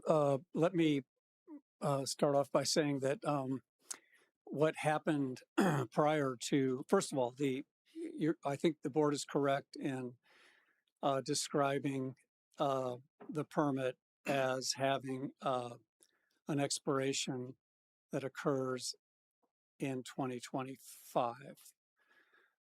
However, the city of South Burlington doesn't have a regulation that deals when a project must be completed. So there is nothing in our permit, and there's nothing in the city regulations that define when, once started, a project has to be finished. So I just want to remind the board of that's not a factor here. So I think our burden tonight is to show you that we actually meet the requirements of section 17. Can you help me? It's 17.05A. 05A, which requires us to have invested work, time, and expenditures to demonstrate a continued good faith intent to presently commence. So so what happened prior to December 19th, 2025 is critical to our being able to meet our burden. So if you would allow me to make a presentation that takes the board through what we did to form that intent is very important to us. Yep. And so if you could start that timeline with the January 4th date, that would be most Okay. January 4th, 2025 date, because that's when the permit was valid. Okay. Just so we can focus All right. what Well, we're looking at. Okay, fine. So let me, do we have copies of this narrative? Could we, I'm going to work off this, Yeah. guideline, this outline tonight, and we'd like the board to have copies Is it of anything that's in the packet as well, or are No, these it's new not. materials? This is just the material that we'll present this evening. Okay. Yep. Just wanted to, we could bring it up on the screen if it was in the packet. Thank you.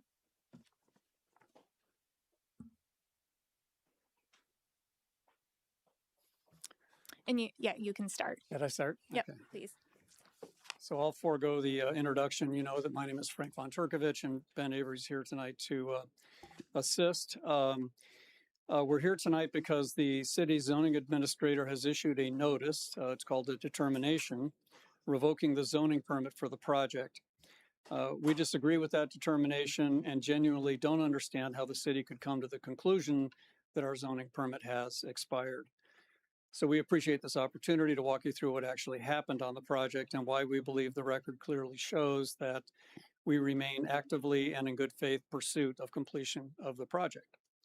So the packet that staff has provided provides most of what we need tonight to remind you all of what the project consists of, but if you allow me, I'll take a minute to hit some of the high points of the design and planning.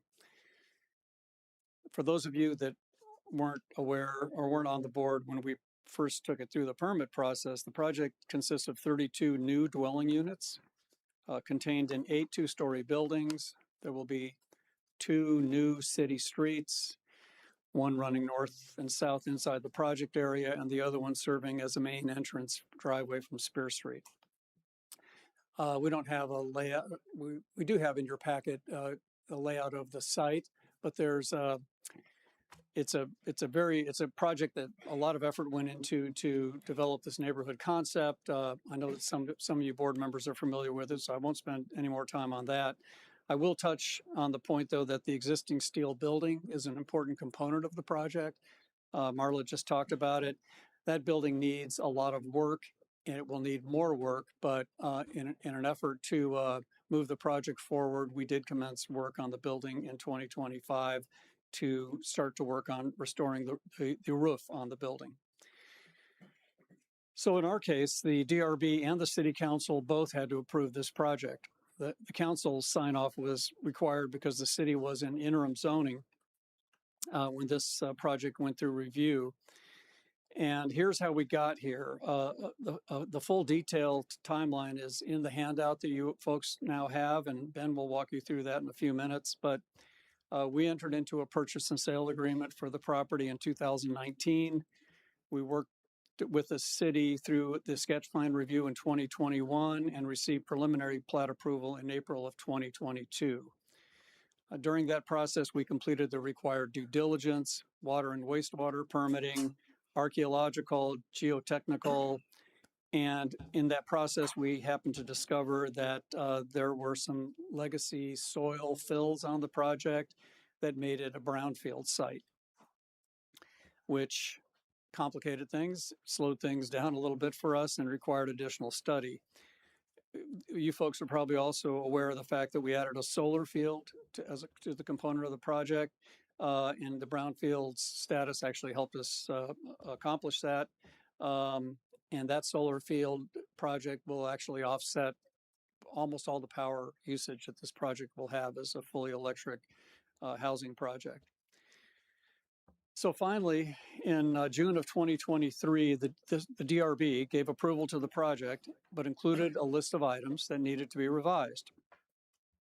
At the time of that approval, there were a significant number of required revisions to the project, driven by the nature of those changes and by the fact that they needed to be resolved and satisfied before we could even submit a state 250, a state Act 250 permit application. So our team set about clearing up those issues, and in the fall of 2023, we requested an administrative extension of the deadline for the issuance of the zoning permit. So as you folks are familiar, but not every municipality does it this way, we were granted an extension of time in order to request that zoning permit that ultimately came to us.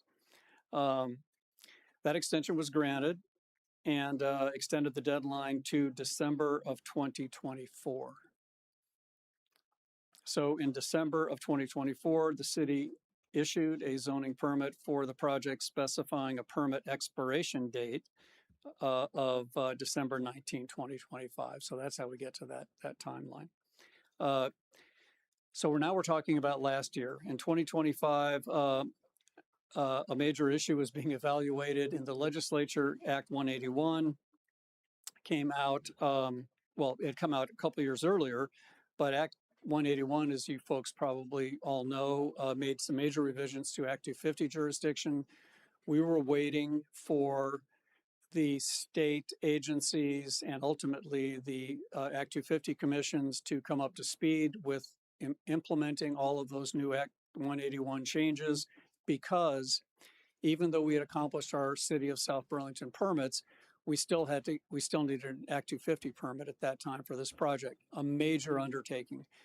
And for our project, which is a small project and a very a market rate project, I should add, we're not getting any subsidies. We're not getting any help to build this project. And the Act 250 project is super time consuming and super costly. It would have added another $150,000 to our costs at that point.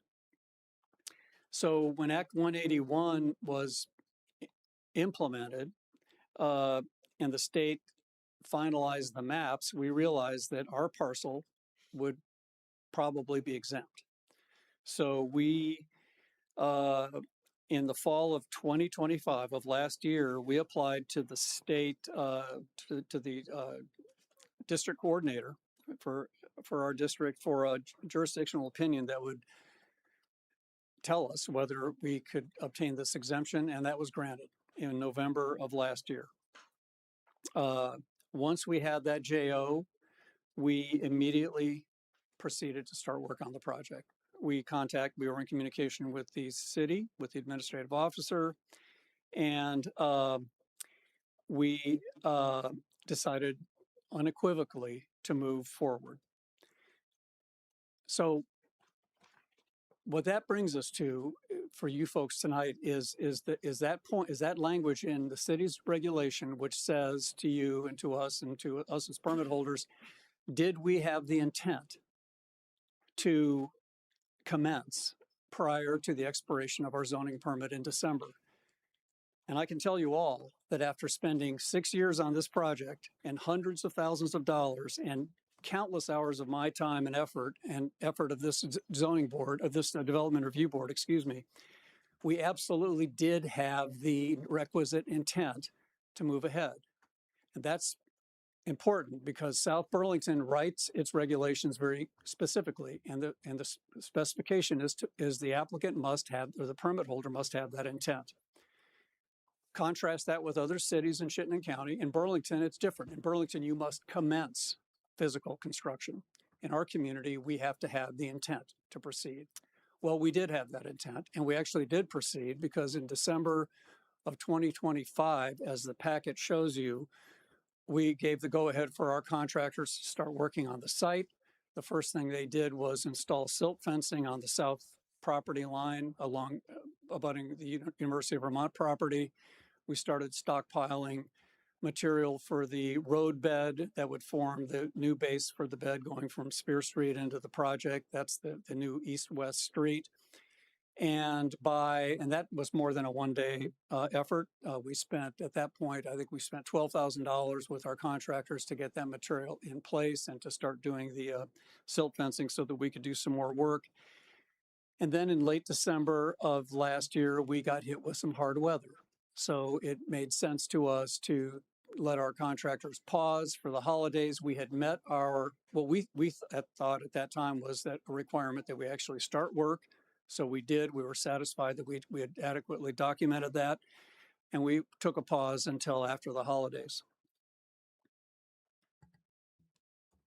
Okay. I think that brings us to our main That time brings us period. to the Yeah. point you wanted me to start. Yes, So, yes. No, all right. that was perfect. And so I think I have some questions that have come up, and then board, if you have any other, we'll jump in. So based on the testimony you provided, it sounded like between when you got the permit in December of 2024 and the, I guess, the November 2025 time period, is it your position that you weren't starting on the groundwork yet because you were waiting to figure out how your project was going to fall with Act 250 jurisdiction? Like you were holding that, like, was that the main reason why work wasn't happening during that time period? To be clear, in Vermont, for a project of this size and scale, you need either a non-jurisdictional opinion or an Act 250 permit in order to proceed. So regardless of the approval of this board, he would have No, I needed one or the understand. other. Yeah. But we're talking about what work wasn't. So you were received this permit. You didn't apply for your Act 250 permit because you were waiting to see how it would work out as far as jurisdiction under Act 181 would go. Absolutely. You chose that approach as opposed to applying for a permit while that was in flux. Is that right? Reasonable? Act 181 was such a positive opportunity for us that it was prudent for us to wait and see if we could obtain a non-jurisdiction status. And I find that all to be reasonable. I'm just trying to make sure I understand what you guys that's our state are of presenting. mind. Yes, thank you. And so could you also, I think you said this a little bit, but sorry, where did I see it? So you had the field controls implemented, and then the December 2nd, 2025 in the timeline, excavating started. What was the purpose of that excavating?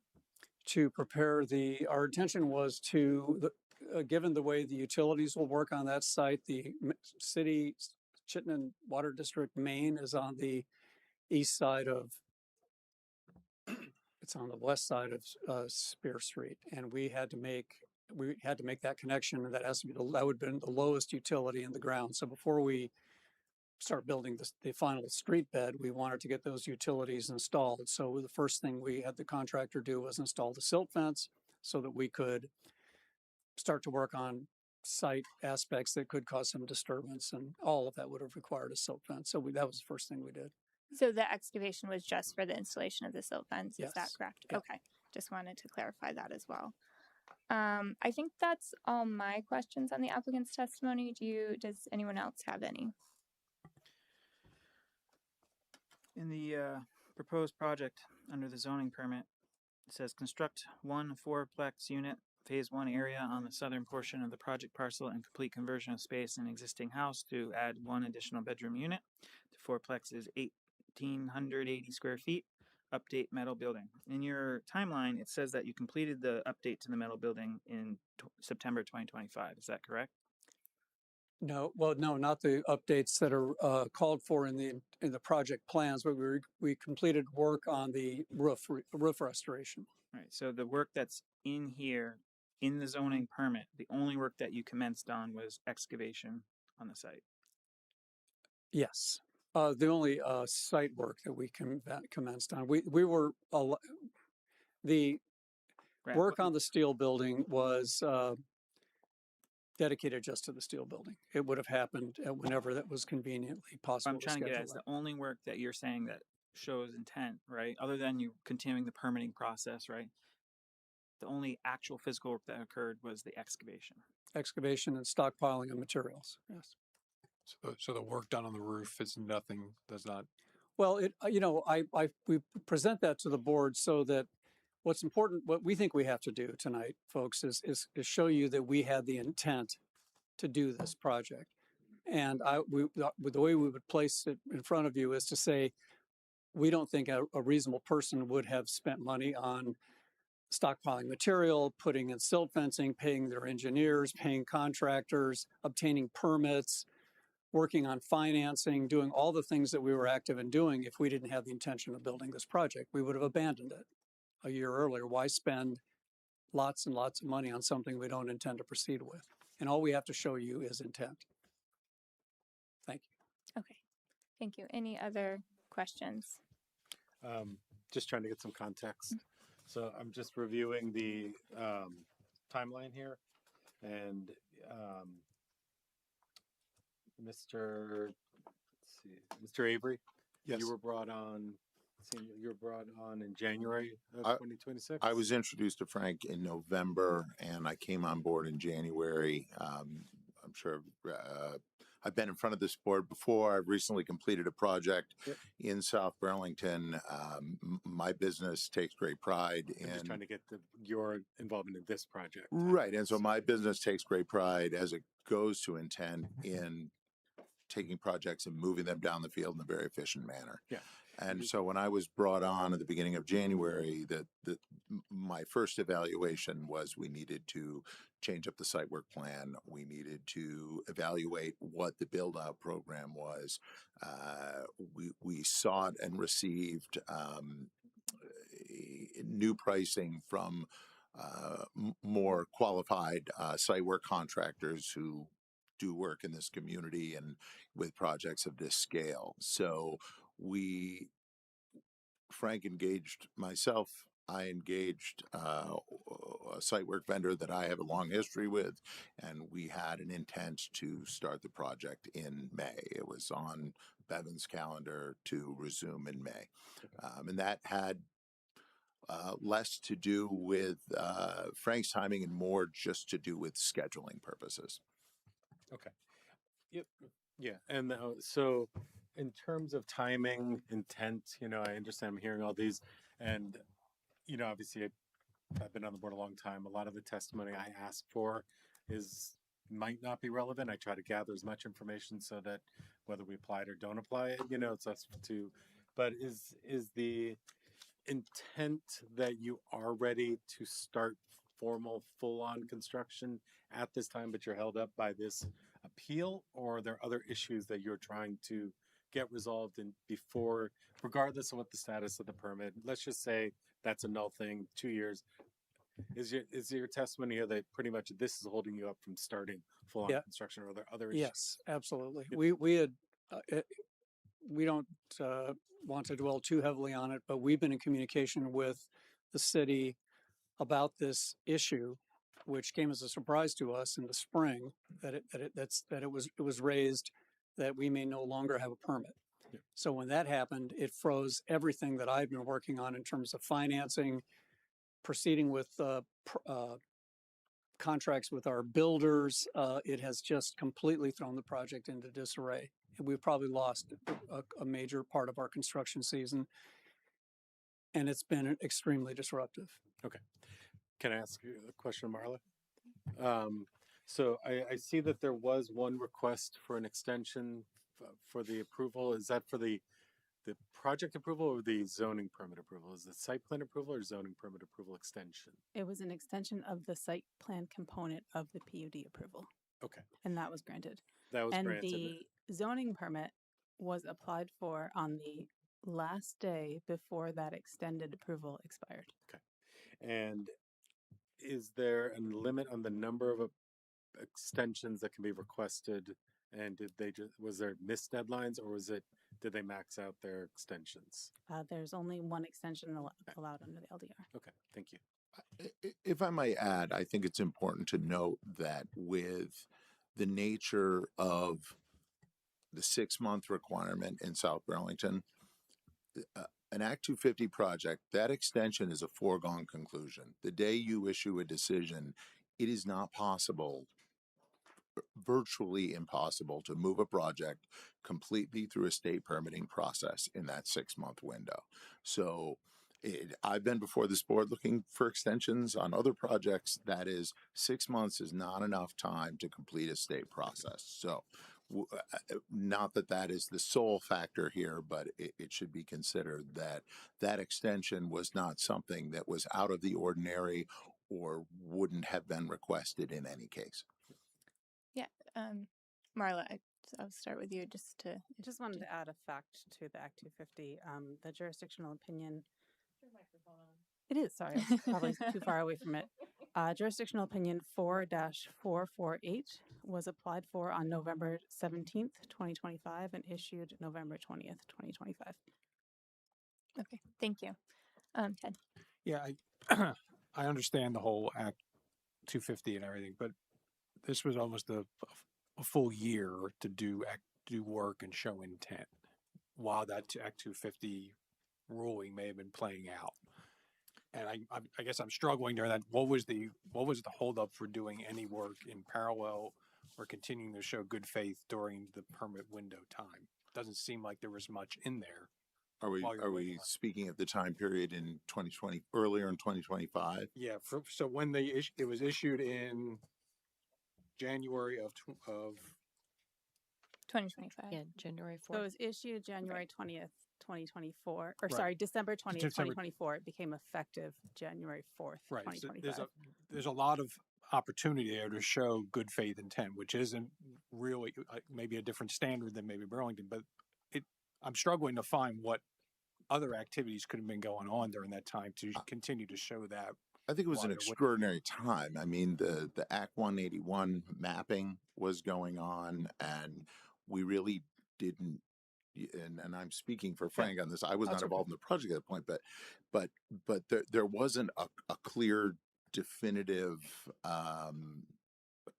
solution to what the eventual mapping would look like. But no other activities of a part of this development. This was clearly a lot done. Money must have been spent, intent, and you haven't presented anything, or at least we haven't seen anything. I can assure you, sir, that we were, after having been through the process for 4.5, right at that point, 5 years, and having just recently written a check to the city for $40,000 just to get that zoning permit, there was a lot of intent.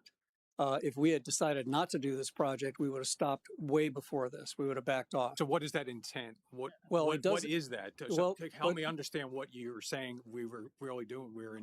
I'm a developer, and I've got a lot of balls in the air, and I've got to make a lot of things work. I'm looking at interest rates. I'm looking at construction costs. We're evaluating every single aspect of this, and it was a huge challenge. So can you explain some of the factors that were going into that impacted that?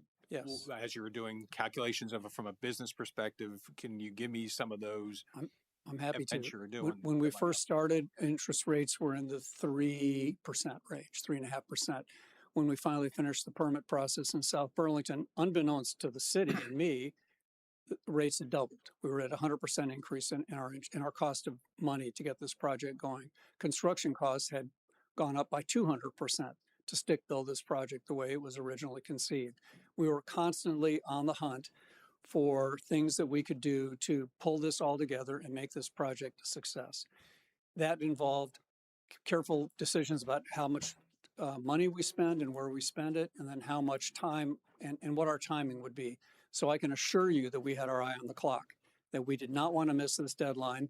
We did not want to miss our Act 250 jurisdictional opinion opportunity. The district coordinator actually moved very quickly, which we were grateful for, and we asked for that. But up until then, we wanted to be sure that we were within these concentric maps that the state had developed, and we wanted to be sure that we were on the right track for that. But I can also assure you that in the spring of 2025, when we had the opportunity to do so, if we wanted to, I did not want to pay whatever it would have cost to apply for the Act 250 permit, $80,000 plus our engineering costs. It would have been awful to have to do that at that point if we didn't have to, and we didn't have to.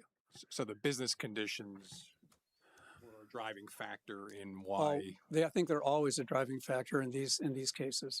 Okay. You know, it wasn't illness. There wasn't any other outside influence. This is a business decision, the interaction between what it takes to get a project to the finish line and what the regulatory process looks like. But part of that business decision is knowing that the clock could run out. Absolutely. So we want to make sure. So at a certain point when the clock is about ready to run out, you got to have to make a business decision, and that whether you waited too long or not, that's part of your experience and everything. Yeah. When the clock starts running out, shouldn't there be some demonstrated intent through financial invoices or some commitments that we could see to show that intent? It felt like you got to the end of the line. It's the finances didn't change, but you still want to do it. And I guess I'm struggling with that. Yeah, well, maybe I can help a little bit.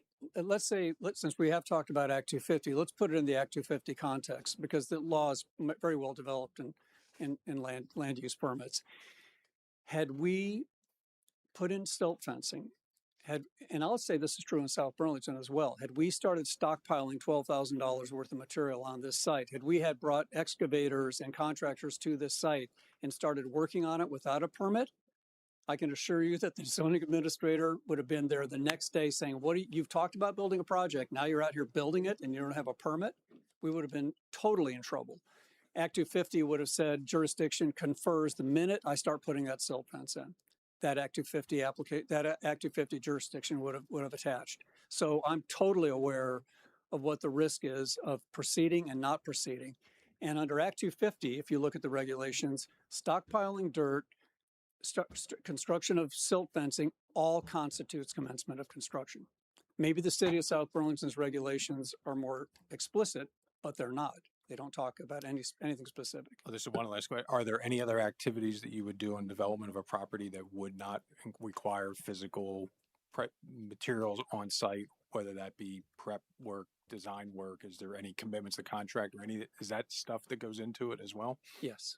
And is there any demonstrative activity that you did during that year period trying to achieve those? Yes. And what evidence do you have on that? Well, we were looking for one of the big challenges of this project, and one that we expect this board might actually see in sometime in the near future, is the difficulty of getting these buildings built economically using stick-built techniques. So we started looking at the possibility of using modular building techniques in 2025. We think that's the answer. And we do intend to come back to this board and to the city and bring some of those ideas to the forefront. They won't change the way the project looks and feels and operates, but they will accelerate the timeline, and they will help us much better manage costs and still build a real high quality project. We'll be ahead of schedule if we move ahead with the project. And those activities occurred during the period in question? Yes. Yep. So you've mentioned that there was $12,000 worth of materials that were stockpiled. How does that compare to the value of the project overall? What percentage of that is? It's a small percentage. I'd say on a daily basis, it'll probably be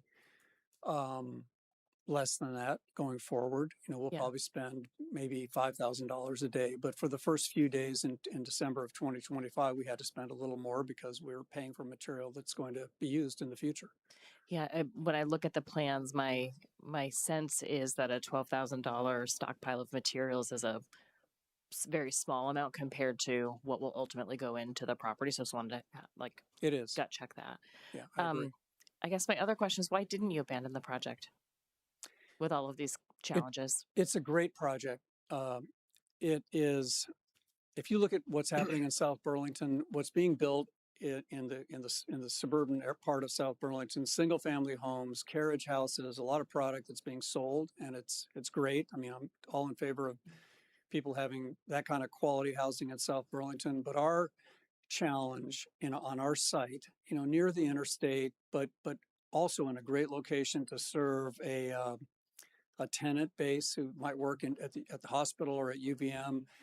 It's just a great location. So we're motivated by the quality of the location and the opportunity to build a project that will fit a need, and it'll fit it, in our view, really nicely. So it's been a struggle and a commitment from us to get it done, but we're very committed to it. Sorry to cycle back to this point, but I just want to be clear. In your timeline, you note that Act 181, which was included the Act 250 changes passed in June 2024. My recollection is that some of those exemptions were applicable very shortly after that passage, and your jurisdictional opinion was requested in November. Is there a reason why you didn't seek a jurisdictional opinion to confirm whether the project was exempt prior to November?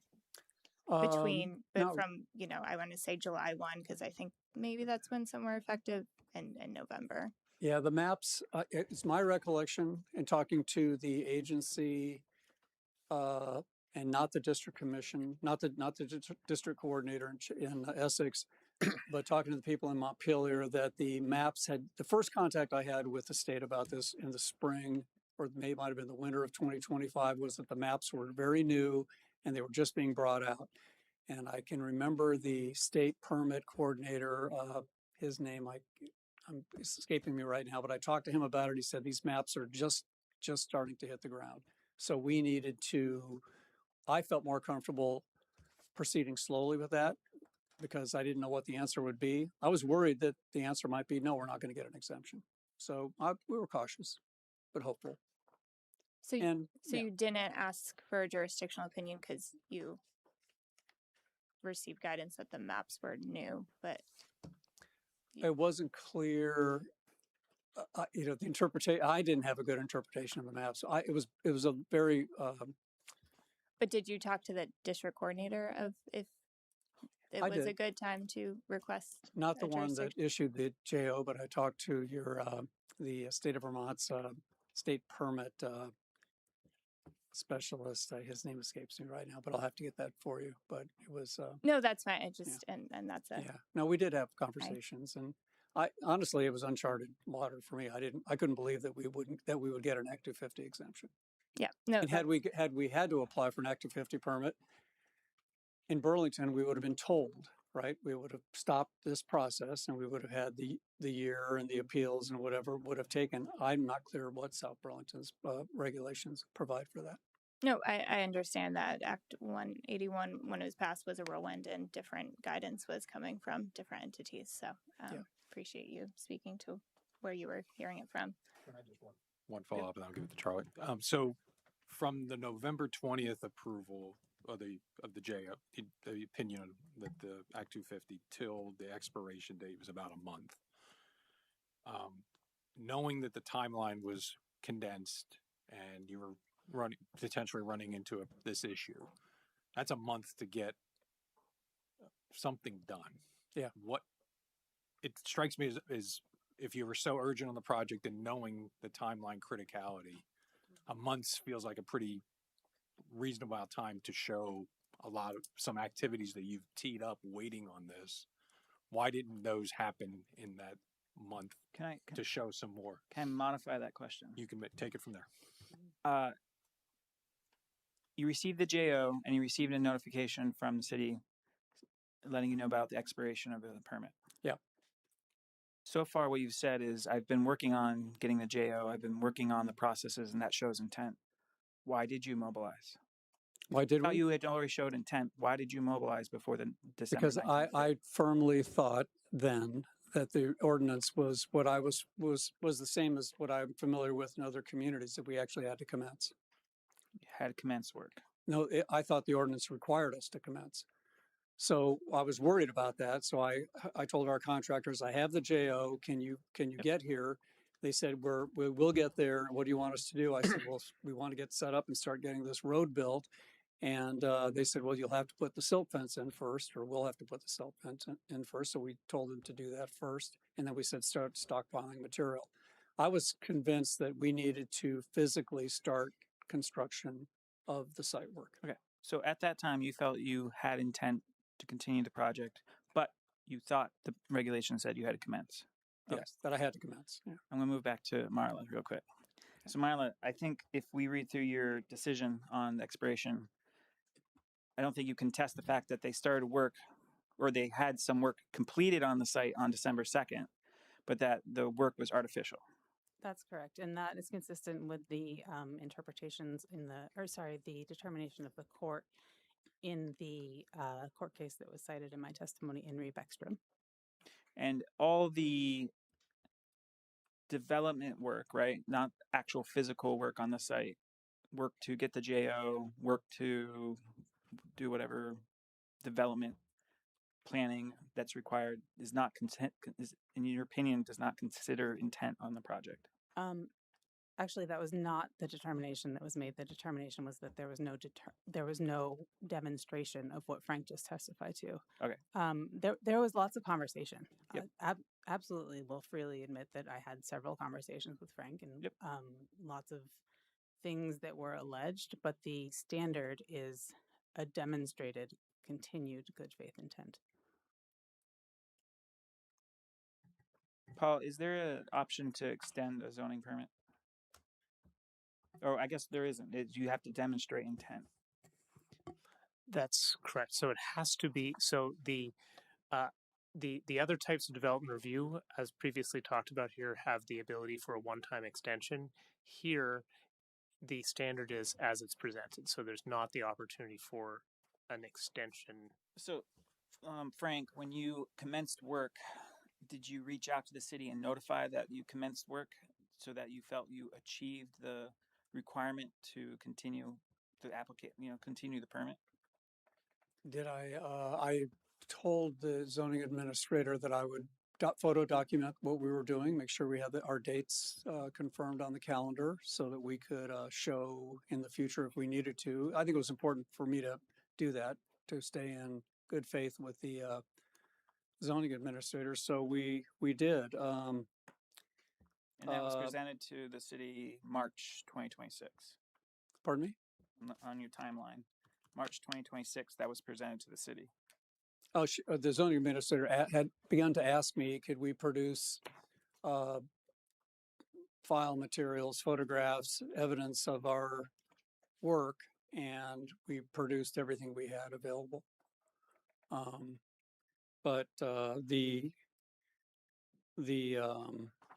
let me read the statement to you, which yep. Marla includes in her decision. The extent and duration of the work demonstrates good faith intent to make present use of the permit, not merely an artificial attempt to preserve the permit for future use. So the stockpiling of materials, placement of silt fencing, and the reestablishment of vertical and horizontal control in your mind is not artificial. Where does it say artificial? This is the Vermont Supreme Court decision in 2024 or 2004 that provides examples of determination of permit expiration. Oh. Is in the decision by Marla in July 2026. That's the South Burlington case? This is Marla's decision in 2026 about the expiration. And this is the last paragraph, which I believe is what the decision impinges upon, is that it appears the work may be artificial in an attempt to continue the permit. You'll have to, let me just catch up with you on that. This is exhibit. It's the city packet? It's the memorandum. Yeah, it's page 21. I don't know if we could bring that up on the screen.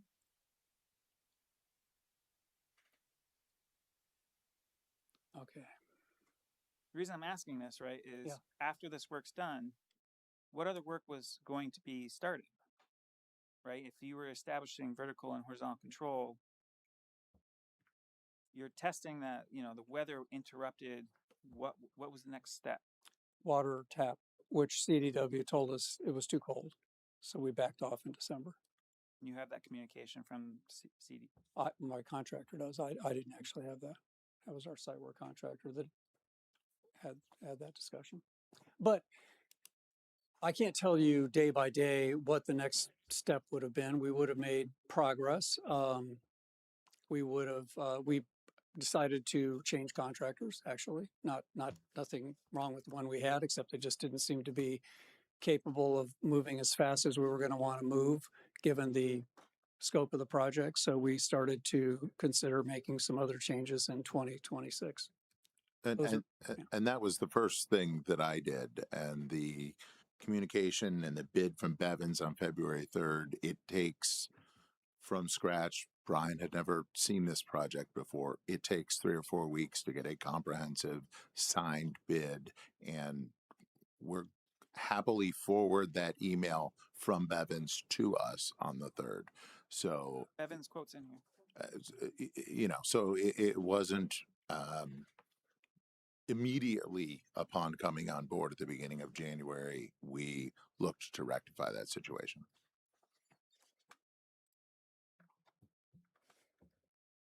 Okay. Any, sorry, just any other questions, Charlie? Appreciate that. No, I think it questioning. really comes down to, there's a determination. I mean, there's multiple determinations about state law that are going to be affecting this, right? Do we think this is an artificial attempt to allow the project to continue beyond the expiration date? Yeah. And yep, and because I was going to loop back Marla response and also want to provide you the response to, we've done a lot of testimony here, so opportunity as the administrator officer to respond. Yeah, so I just wanted to reiterate that the authority of the administrative officer is to determine whether there is a demonstrated good faith intent.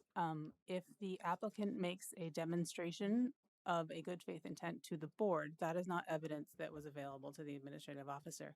That being said, testimony and narrative and description is not a demonstration. I think if the board feels that there has been a demonstration or that the applicant testifies that there is more material that they can hand you, that might change things, but I think nothing I've heard so far would have changed the determination that was made. Marla, there's nothing in this packet that's different than what's in the current packet. There's no facts that seem to dispute the what's in the current packet. In the handout that was provided tonight? Yeah. Not having read it thoroughly, I would be hesitant to make any. Oh, I'm sorry. I'm not asking you to make them. Sorry. Yeah. I'm stating I haven't seen anything here that has a material difference in what's in the published packet, unless you guys can point something out to me that's different than the communication that's presented in the packet provided by the city. No, I think I think the timeline's great. We worked to add context to as opposed to bullet points, because again, as Frank stated, it's in reading the rules and regs and talking about intent. He was chasing a physical start in December, but we thought, given the intent language, it was very important for you folks to have a little more context of the back of house work that has gone on to get us to where we are today. Let me challenge the work that's been done to date. Could the contractor begin work on the next phase of this project? Right now, my understanding is silt fences in, your horizontal controls in, or vertical control, whatever you established. You have stockpiles. You could commence digging a foundation. Yep. Right now. Absolutely. We could do that, and we wanted to do that this spring.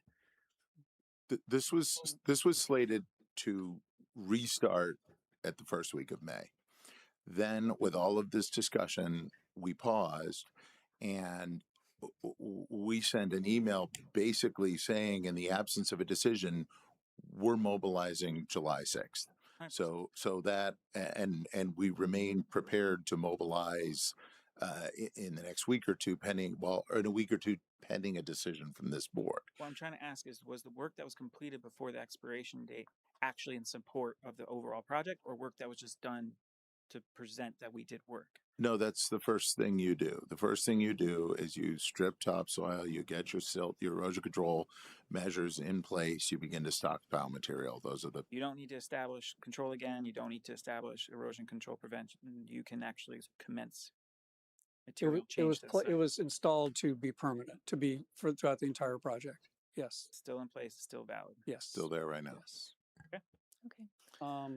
So I guess I just want to, with this discussion, the applicant has made reference to some materials, emails, that sort of thing that we don't have, or that we could put, there might be rather. So my question is there any additional evidence that we would want or think would be relevant for our decision here? Or do we think we have everything between the packet prepared and what is provided here? Oh, yeah, I actually really support that question, and tried to be as clear as possible in our request for information. Based on what I've heard from Frank and from Ben tonight, they say they did some work to advance the project. We would have accepted a contract with the builder and site contractor with a notice to proceed.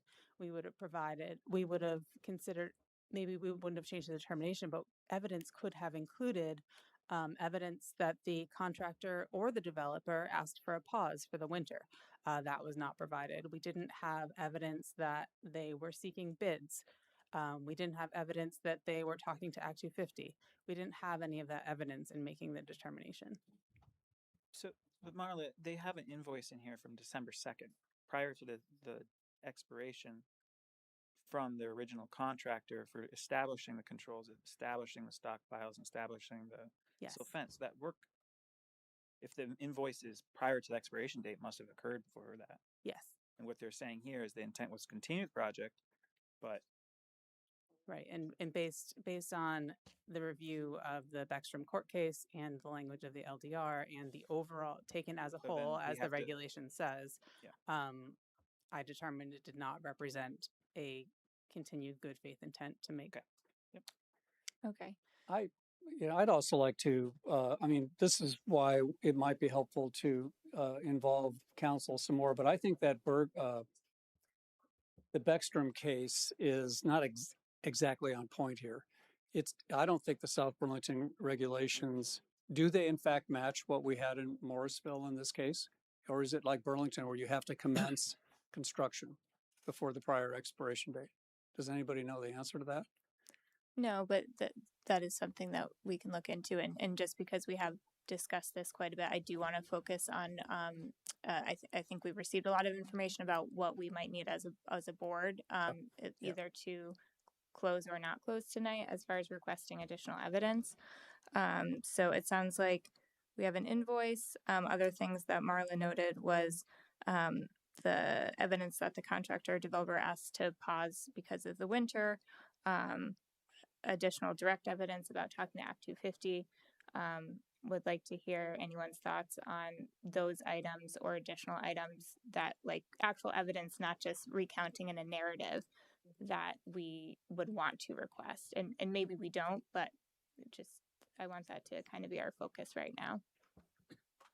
Ted? I mean, I think it would be helpful for us to just to see all the work you were doing and demonstration of that, other than just a verbal.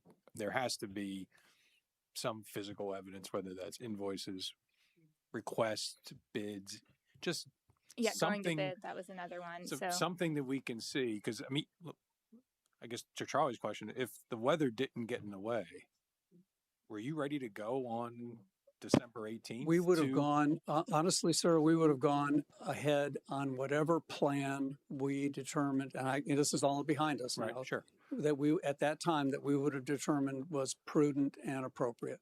And that might have meant pausing to change contractors. It might have meant pausing to bring Mr. Avery in. I don't see anything in your regulations that tell me as a permit holder what I have to do day by day by day. And if and I'm satisfied, frankly, that we will meet our burden with, if we can't get it done here, we'll get it done somewhere else. But you wrote not you, but the Planning Commission writes these regulations. They didn't say commence. They do not say the word commence. They say intent. Now, look at every project that's been built in South Burlington, backdate every one of those activities, and you tell me what people do with their time and their money and their ideas. And do they do what we did? Their I think permit they do. didn't expire, right? So we don't have a burden on them because they continued. So I guess tomorrow, then what I think you've alluded to, but what is something that you would feel meets good faith intent that you haven't seen, that you may have seen in the past, that would be something that maybe gives some guidance to them to show that they've done that? Yeah, so I think if I may, I'm not, just to jump in, I'm not sure that's a fair question to ask Marla, because the question's before you. Yeah, so we're the decision makers here. Thank you. Okay. So It's a hypothetical question, and yeah. So as the decision makers here, and I take Ted's question kind of generally of realizing that we don't often review if the decision about if a permit has expired or not. The administrator officer does more frequently, but I think Marla did list some examples that we could specifically request.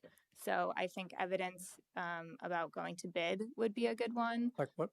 Evidence of going to bid, or I would just note that the request was made in the emails that are in your packet, right? The request for that the applicant has information. been given the opportunity to provide all evidence. So, ask for what you wanted is your decision, but I just So examples of evidence have been presented before is the point you're making. Yes, thank you. And this is stated where in the regulations? So the the requirement is demonstration, and so as Marla has outlined, that is more than that. That has to be backed up with evidence and not just narrative discussion about what is happening. So we are focusing on the demonstration component that is tied to evidence. So it's not enumerated. I don't think it's enumerated in the regulation, but that interpretation of demonstration suggests that evidence needs to be provided and not just verbal presentation. Does that make sense? It does, although I must say that a similarly situated applicant would have no idea what they're supposed to do unless the city says, look, we need to see X well, that's number why I think Marla had provided those examples previously. Well, I know, but what I'm asking for is, evidence. I should have asked Marla then, in other words, back in December, saying how many cubic feet of material do I need to bring on site? How many cubic feet of material do I need to excavate per day? There's not an answer to that. What we're asking is for evidence of what you did do. And I give you and that. so we can evaluate Thank that. you. I think we've shown that. Yeah, thank you. Marla, as part of SD 2307, is there a phasing plan? Do you have anything for you to say, oh, they were moving on to the next step? You know what I mean? Like the phasing, yes, there is a phasing plan. No, the phasing plan is not that granular. The phasing plan isn't silt fence first and then excavation for sub base. The phasing we're building these 2 units. Yes.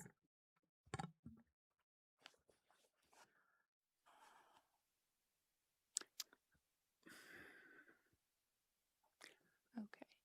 It had never occurred to me, folks, that the effort that we made since we got our city approvals would not be considered, would not be taken by any board that as not showing the intent of someone to proceed to build this project.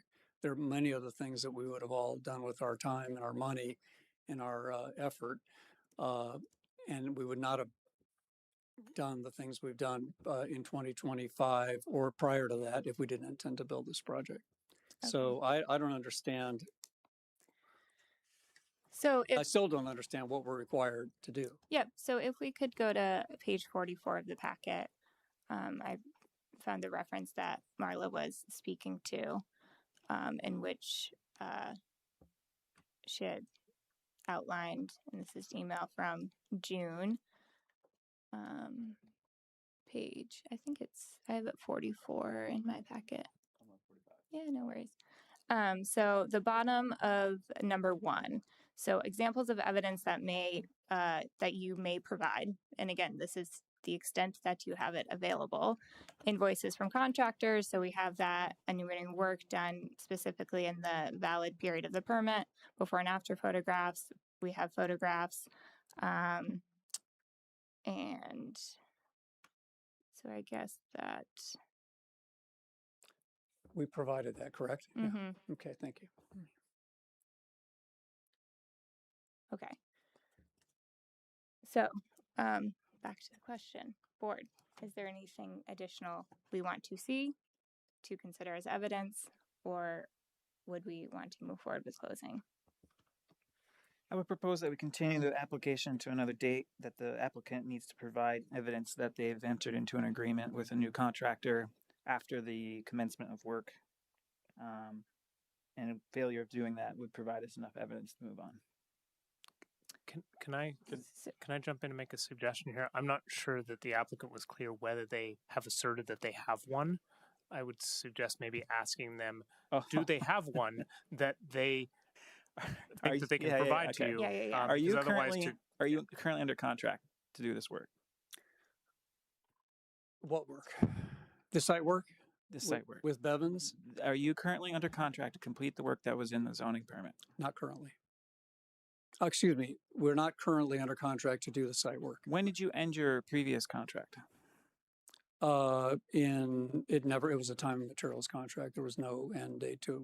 We could bring the old contractor back in if we wanted to. What was When did your contract as the To be clear, construction manager begin? I was retained in January and I sent him a bill every month. After the expiration? January, yes. Of 26. Your contract as construction manager occurred after the expiration of the permit. Technically, yes. Okay. No, excuse me, sir. It did not occur. It happened in January of this year of 26. The expiration is December 2025. When we say expiration, folks, I want to be clear that you understand what I believe that South Burlington regulations say. There is no expiration to our permit. We have a zoning permit that was issued to us. It's a good permit. We had to commence. We had not received notice that we didn't receive notice till we received verbal notice in April that there was an issue. We haven't received formal notice. We received notice in November that there is an expiration date that was going to occur. Yes. You commenced work on a time and expense basis to do something. Yes. You attest that it is to allow future phases or future tasks to occur, right? But that you don't have a current contract with a contractor to complete the work, and you didn't establish a construction manager until after expiration. Well, the reason we don't have a current contract with a contractor is that starting in April, we shut this project down. We had conversations with staff and telling us that we no longer had permission. Did you bond the original contractor to complete any work? Did we what? So you have an original contract with the original contractor to complete the entire project, or just a portion of the work? As much of the project as we are very well known to these contractors. We're very friendly with them. We can have them do as much or as little as we want. So. But that's not the way that's not the way we intend to proceed currently. We need a contractor with a little more. I'm trying to piece out if your intention of the original contractor was to do just enough work so you could say you commenced. Yes. Yes, sir, it is. That's what we were required to do. We needed to start this project. And in your mind, that means you've demonstrated good faith. Yes, absolutely. All right. I think I need an opinion by the city attorney. Okay. Because what the administrative officer was asking for an opinion, and they based their decision off of that. I think at this point we're at a point where we need to have a. Yeah, I think on two fronts. Correct, but can we get that during deliberative after closure? Or do we have to? Should we continue this to get an opinion? If this wasn't time and expense, this was a bonded, contracted, I'm not sure I need any more evidence.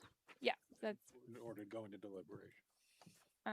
Yes, so we can go into deliberative session and potentially ask for the guidance of the city attorney during that if we have closed. No new evidence.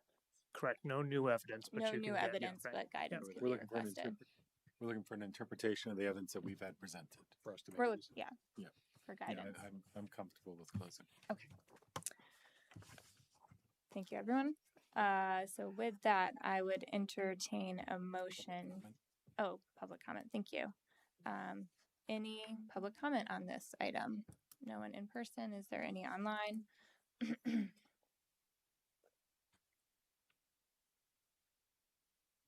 Okay, thank you. And so I would entertain a motion to close PZ Appeal 2026-2. So moved. Second. All those in favor? Aye. Aye. Opposed? None. And Frank is abstained of this decision. All right. Thank you all. Thank you. Thank you. And just procedurally, the board will issue their decision within 45 days of closure of the hearing. Fair enough. Thanks. Thank you. All right. No.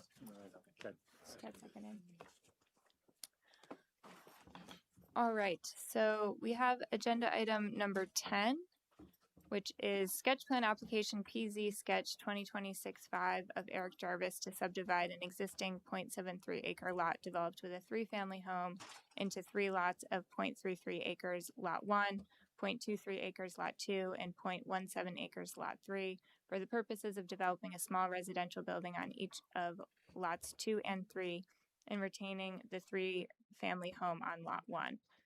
The project is at 190 White Street. Do we have, oh, Eric is online. Okay. How are you? Good, thank you. Sorry that we're starting a bit later than projected this evening. That's okay. So with that, this is sketch, so I don't need to swear you in, but is there anyone else online that will be speaking on behalf of this project tonight? Just me. Just you. Okay, great. Eric, your engineer wasn't participating? Not tonight, Okay, I didn't ask him to participate. Yeah, just for this sketch plan review, I'm really just wanting to get your feedback on this, and he'll be with me for the next time. Okay, fair enough. We saw him earlier in the evening. That's why I asked. I thought he might be sitting in the hall. Got it. No. At home. Okay, so it's the first time we're seeing this project. I read the brief overview, but if there were any other opening remarks you wanted to make as by way of introduction, I'll let you do that now. Yeah. Well, no. Well, my name is Eric Jarvis. I'm the current owner of 190 White Street, and we have that sketch plan for a 3-lot subdivision. And I think what we've done the best we can as far as with the driveway scenarios, and I wanted to get some feedback from you or from you guys to see your thoughts, and we'll go from there. Great. Okay, Seth, any comments before we get into the staff comments? All right. So we are looking for confirmation of your proposed timeline for removal of the existing driveway and construction of the new driveway relative to the final plat application. What is your intended timeline with those steps? Yeah, I mean, I think 60 days would be enough, kind of depending on how long the DBW process is. But I think 60 days would be fine. I think that's very doable. So within 60 days after approval? After. Okay. And what about construction? Would that be both removal and construction of the new driveway? Yeah, that'll happen simultaneously. Okay. Just wanted to confirm. So this is a little bit of a funny one where a subdivision that can include construction of a road, a driveway. Construction of driveway is not subject to a zoning permit, but the subdivision as proposed is contingent on reconstruction of the driveway. So it's a little bit like it would be it's a voluntary condition that the board would include in the decision. Thank you for that. Moving on to item number 2, we're looking for a description of whether you are proposing any phasing of the subdivision. So as a reminder, every point in time at which you might want to use a portion of the proposed improvements before all improvements are complete, that would need to be applied for as individual phases. So could you speak to any intentions to phase the development? Yeah, well, if I understand the question correctly, it'll be done basically in one phase once it's approved. So you won't be using any of what you're proposing to develop until all of it is complete? Correct. Right, so the development he just spoke to is just the driveways. Oh, sorry. So it's driveways though, right? It's 2. Right, that's really all we're doing is we're relocating one driveway curb cut and we're adding another one. Making, 2 front lots, and we're going to keep the existing back lot, which is lot 1. Okay, so no proposed phasing. So there's currently one curb cut on the property, and you're adding a second. Yes. Reconfiguring the one and adding a second. Yeah. Okay. We're going to relocate one of them, move that west to the west side of the lot, and add a second one. Okay. So the reconfigured driveway will be completely built out, and the 12-foot drive servicing lot 3, that'll be built to a certain extent prior Yeah, to allow for the development of lot 3, which point the final configuration of the driveway will be determined. yeah. Upon approval, Yeah. you know, as far as I'm not 100% how the curb cuts work, but yeah, upon approval, it's we'd like to do that in the same, it'll be within that 60-day time frame. Okay. Okay, anything else on that one, board? So item number 3 is we'll cycle back to after we've gone through the other comments. So comment number 4 is around maximizing connections with adjoining parcels and neighborhoods. So staff's recommendation here is that for potential connections with adjoining parcels be looked at under this criteria rather than requiring connections be made.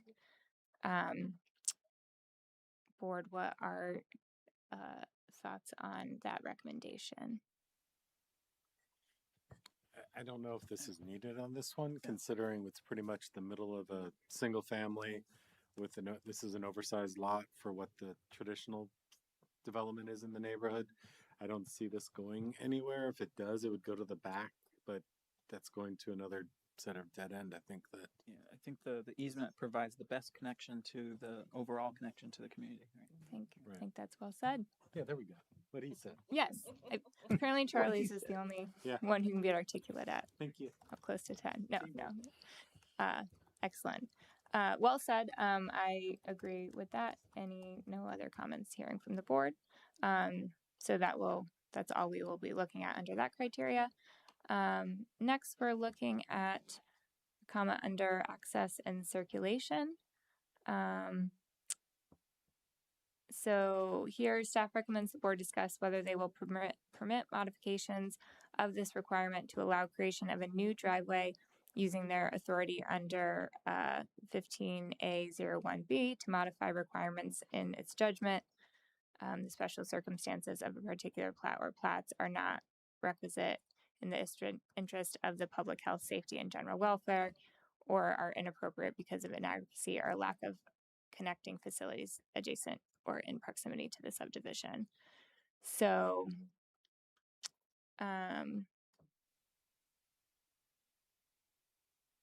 this is regarding the existing lot having the multiple driveways.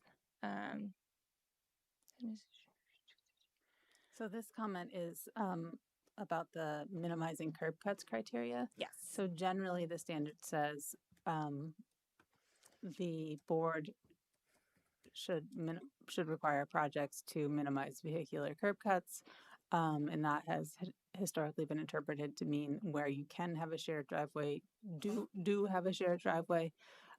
Staff's interpretation, Alex, if you go back to the plat, is that the pattern of development in this area is of curb cuts at the spacing proposed by the applicant. If you zoom out even further to show the little bit of context, you can see that the 3 to the right are at a uniform spacing, and the one proposed would more or less continue that existing spacing. Yes. Yeah. Also well said. Thank you, Marla. So I think that makes sense. Anyone have disagreement? Okay. Item number 6. Lot 1 is to be accessed via lot 2, as we've seen. And so the question is whether we will require a draft access easement be provided as part of the preliminary or final plat stage of review. Yeah, sorry. I realize my sentence construction is a little vague there. The options are either required as part of preliminary or require as part of final. Yeah. There's no option to not require. Correct. Okay. Yeah. Sorry, I might have said that incorrectly. So that's my understanding of the two choices. I don't see an issue with needing it earlier rather than later. It's needed for the project. Yeah. So I would be fine. I was just going to say, especially since it's the draft access easement, if it's preliminary and if it's final. It should be the final easement. Yep. Well, we could condition a final easement That's provided. Yeah, what he said. I didn't hear what he said. So do you want it at preliminary or the final plat It'd be stage? The final. draft. The draft at final. The draft at final. Condition. That it be finalized. I agree. So we would be looking for the draft at the final plat stage of Okay, review. that makes sense. Thank you. Okay, moving on to item number 7. This is under dimensional standards. So lot coverages were provided, and the request here is to update the reported lot coverages for all 3 lots to reflect the lot coverages that will be the result of your proposed plan with the change in driveways. Is that something you can provide? Yeah, that's something that I will provide. Yeah, I did talk to O'Leary Burke about that, and it does say NA, but we're going to be within the coverage, requirements. What, 50% max? So it'll be less than 50% max. I didn't know if I actually had to have that available to you today. I think I'll just, this was more of a just figure out if the driveway was going to work for you guys or not. Yep. But I can get that information for the next meeting if that Yeah, works we'd for be you. excellent. Thank you. Yeah, we'd be looking for that at the next meeting, so long as Okay. you're aware and don't have any questions on that. Absolutely. Okay. Excellent. So the next one is a recommendation to include a survey of the existing structures as part of the next application to assure the lot is conforming to the setback requirements.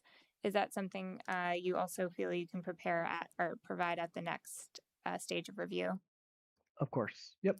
Okay, great. Before we move on, Marla, Yep. does that include the driveway as well in its current condition, or we would like to see in its future condition? No, there are no setbacks for driveways. Okay. Identified earlier. So we will loop back to item number 3, where the question is whether the applicant has the opportunity to request a combined preliminary and final subdivision review. Typically, we see those reviews proceed separately when there's significant modifications required after sketch plan review.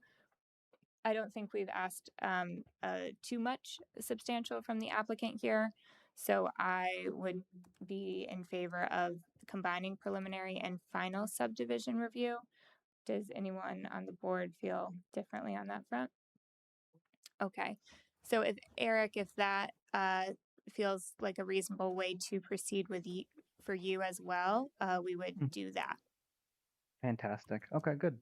Okay, excellent. And I believe that is everything for sketch, unless any of the board has any other comments. My only question is, Eric, do you feel like you have what you need to proceed? Absolutely, yeah. O'Leary, Okay, Burke, great. yeah. We have everything that we need, and we're gonna get the survey, and we'll get everything going. Great. And I will open up for public comment if there's anyone online. I'm seeing shaking heads. No, we're down to just Eric. Okay. And Everyone Eric, wants to we go to bed. apologize. We started on your application so late, but at least we didn't have to keep you up that much later. So appreciate your time this evening. This is sketch, so we don't have to make a vote on it.